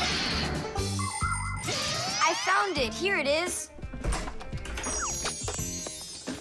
Here you go, Tom Thomas. Whoa. We got you a new chair, but it has to be assembled, and I'm afraid it'll be a little bit difficult for you. No, it won't. Don't worry, Dad. I'll do it. Finish before dinner, and we'll get ice cream tonight. A creamsicle. 2, okay? First, assemble the chair. Tom Thomas, can I help you put the chair together? Come on. Hey, first you two need to read the instructions. Simka, stop being such a bore. What, like I haven't seen a chair? Or like I haven't seen a chair?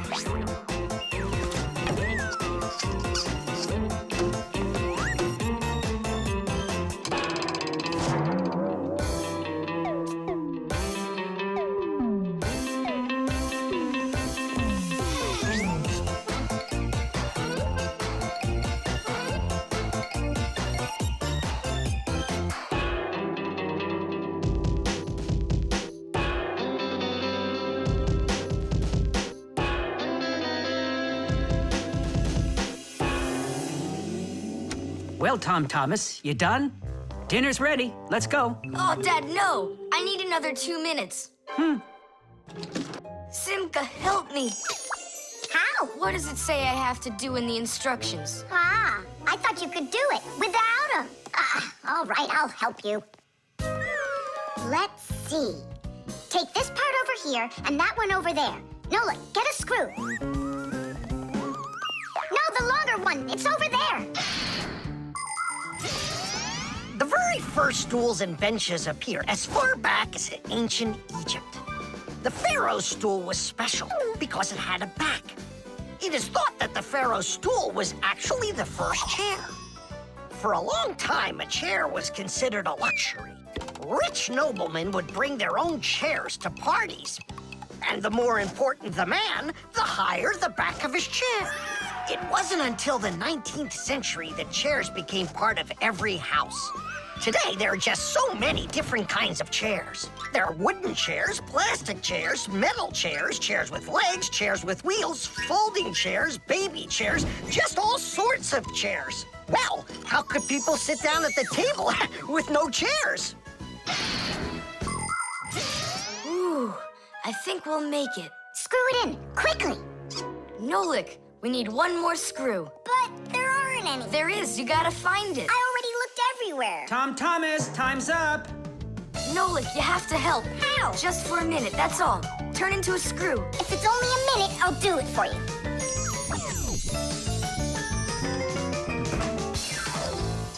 I'm done. You built it. Huh. Great job, son. Mom, see how I won the bet? Can you believe it? He put the chair together. You're so brilliant. Go on, have a seat. Oh! Huh? Whew. Now I see. You missed a screw. But I screwed it in. It must have what? Must have what? Look. Here it is. Now this screw's not going anywhere. And that ice cream you won? Well, you just lost it. Well then, Mr. Chair Builder, time for dinner? Yeah, in a sec. Where is that Nolik? He ran away. What a traitor. No, he's not. He promised you he'd become a screw for just a minute. And the minute was up. Well, where is he then? Over there. He's studying the instructions for the clock. Hey, Tom Thomas, it says that we put the wrong kind of battery into the clock. We should have used that kind. You see, Tom Thomas? If you don't want to be a dummy, instructions are for you. The airbag. We're gonna be late. We'll make it.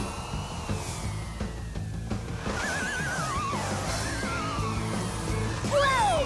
Oh, wow. Hey, slow down there. I'm a super duper racer.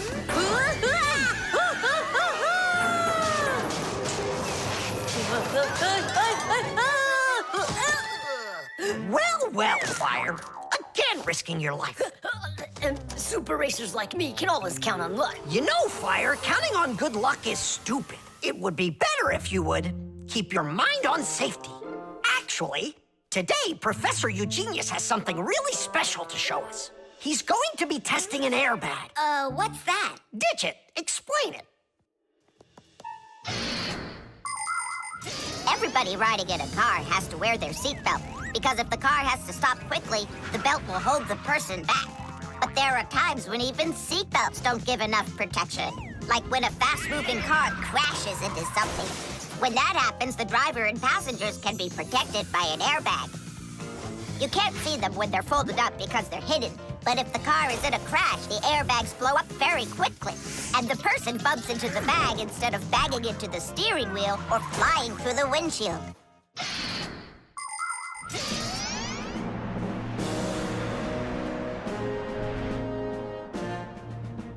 Here I come. And once again, when something dangerous must be tested, Professor Eugenius tests it on himself. But Grandpoos, aren't you scared that it won't blow up with air? Don't worry about the air. A 3 and a 2 and a 1.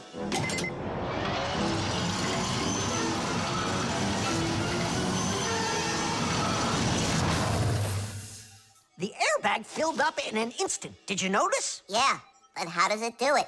There is a chemical inside of there that quickly burns and instantly turns into a gas the moment the crash takes place. The gas fills the airbag, and there you go.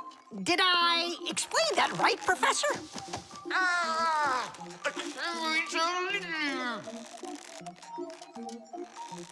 We've got to get him out. Stop! We'd better call for help.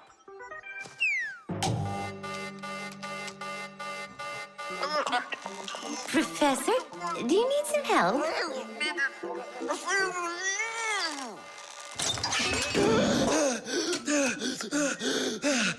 Thank you, Elisa. Sorry to take you from your work. You're free to go. Professor, how did you manage to press the button from way over there? I managed to hit it on the fly. You are just astounding. To keep small children safe while they're riding in a car, they must be buckled up with a seatbelt inside of a special booster chair. But kids also need to be careful when they're riding a bicycle, skateboarding, roller skating, or riding a scooter. First of all, it's best to keep off of roads where there's too much traffic. Second, put your protective gear on. For your arms and legs, wear elbow pads, gloves, and knee pads. For your head, wear a helmet. That way, if you fall down, you won't get badly hurt. And third, make sure that people can see you. If you're out riding in the evening, your clothes and bike must have safety reflectors on them. They let drivers see where you are by reflecting the light from their headlights back at them. Remember, better safe than sorry. Here we go. Well, I hope this time I've got it. Should we call his assistant right now, just in case? Let's just wait and see. Ready, set, go! Grampus, he needs to be rescued. No need. I made a change to it. Now the bag not only inflates automatically, it deflates itself as well. Splendid! As you Fixies say, Teach! Today's lesson is done. Hooray! Come on! Where's my Fixie board? I've got your Fixie board, Fire. Here you go. I just went and equipped it with an airbag. Really? Ha! How come? You know I'm a super racer. See? Woohoo! And that's why I installed it. Super racers don't need airbags. We never, ever.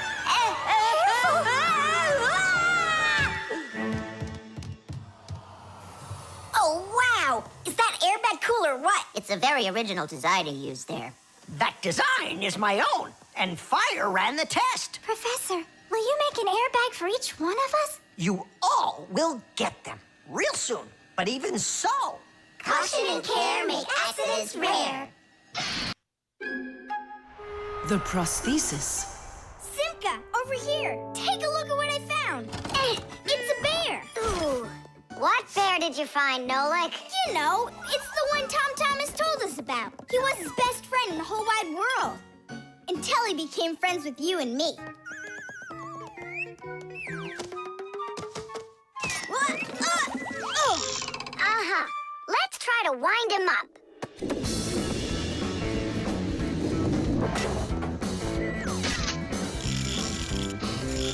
Come on, come on, come on. There you go. Now walk, Teddy. Go on, Teddy. Yeah.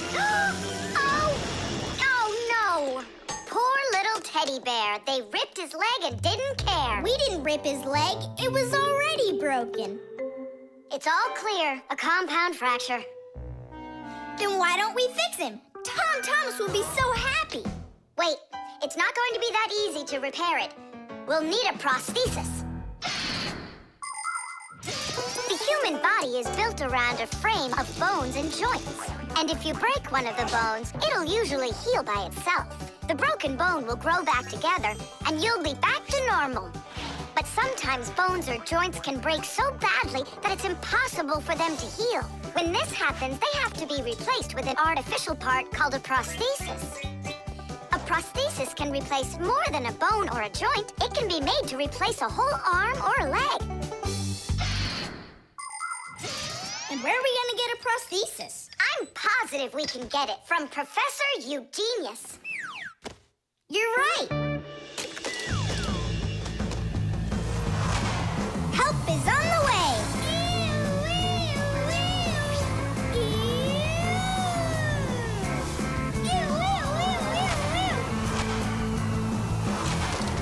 Hello, Professor Eugenius. Ah, I'm pleased to see you, dear children. How do you do? Hi there. Professor Eugenius, can you make a prosthesis? What, have you broken something? No, not us. It was the bear. He broke his leg. What bear? The teddy bear that used to be Tom Thomas's friend.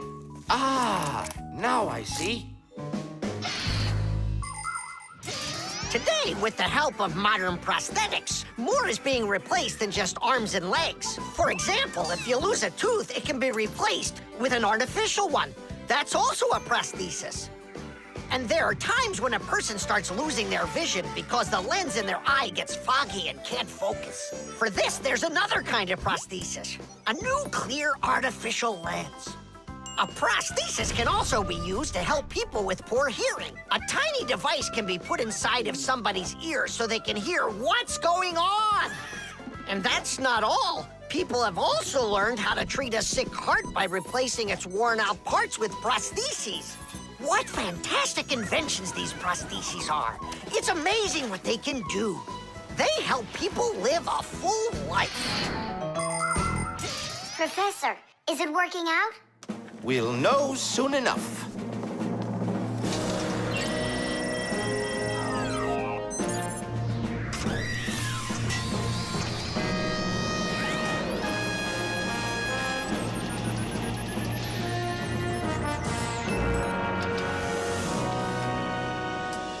Done. Here you go. Thanks so much for your help, Professor Eugenius.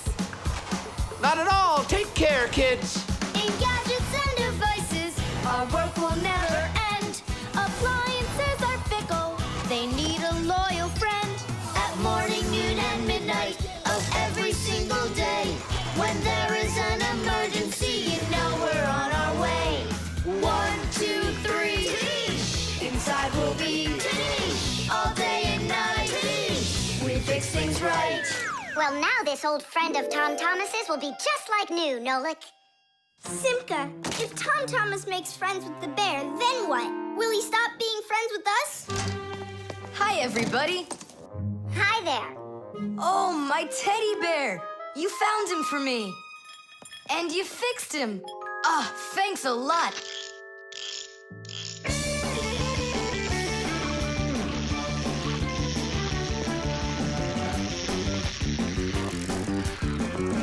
Yeah, it's just like Grandpoo said. A friend that's old is better than two that are new. Who's new and who's old? Well, the bear is old. And we're new. Nolik, it's not true. You're the Fixies, guys. You're my very, very best friends in the whole wide world. Tish! The oven.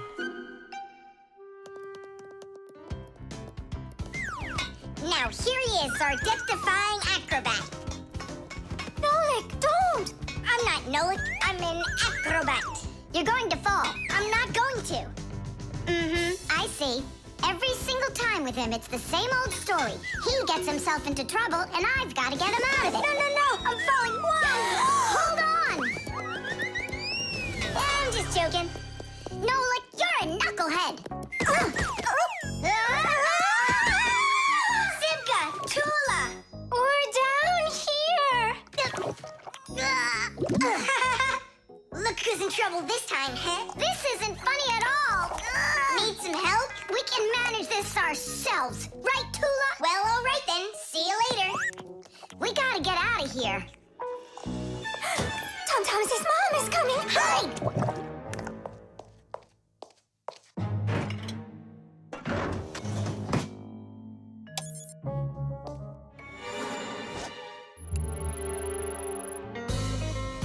Hi, Tom Thomas.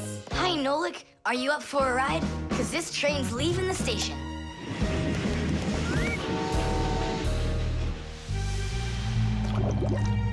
Nice place. It's the oven. It's beautiful in here and not hot at all. Splendid. It isn't hot right now because it only started warming up. An oven is a cabinet with a heater. It can get so hot inside that it'll roast whatever's in there. As a matter of fact, that's what ovens are for. People roast meat inside of them and bake things too. Some ovens burn gas for heat and others use electricity. They have special electric coils that get red hot and heat everything that's inside the oven. So be careful around ovens. A hot oven can burn you very badly.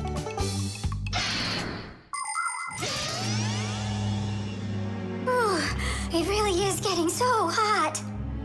We gotta get out of this oven right away! Simka, we're about to get roasted in here. Yeah, inside of a fresh-baked Fixie cake. I don't want to. You think I do?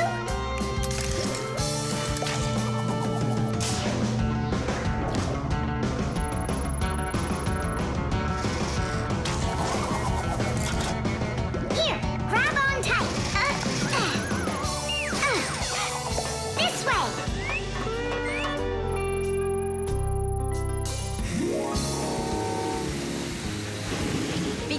you'll fall off.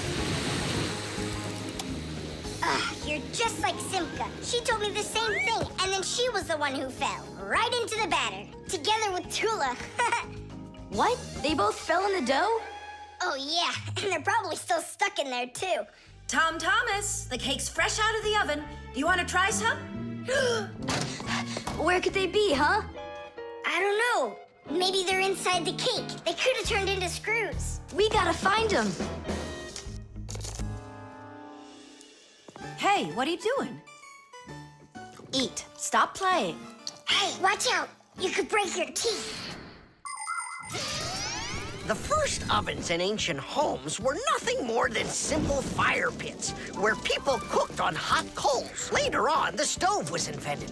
Every house had a stove made out of stone, clay, or cast iron. People would burn wood or coal in them. These stoves produced enough heat to make soup or bake a cake. And then in the 19th century, the gas stove was invented. Gas stoves are much more practical than wood-burning stoves. 1 second and the gas is burning. A few more minutes and the water's boiling. They're very convenient, but they can also be dangerous because if the pipes aren't in good condition, there can be an explosion. Today, there are also stoves and ovens that run with electricity. They use electric heating elements for frying, boiling, or baking foods without fire at all.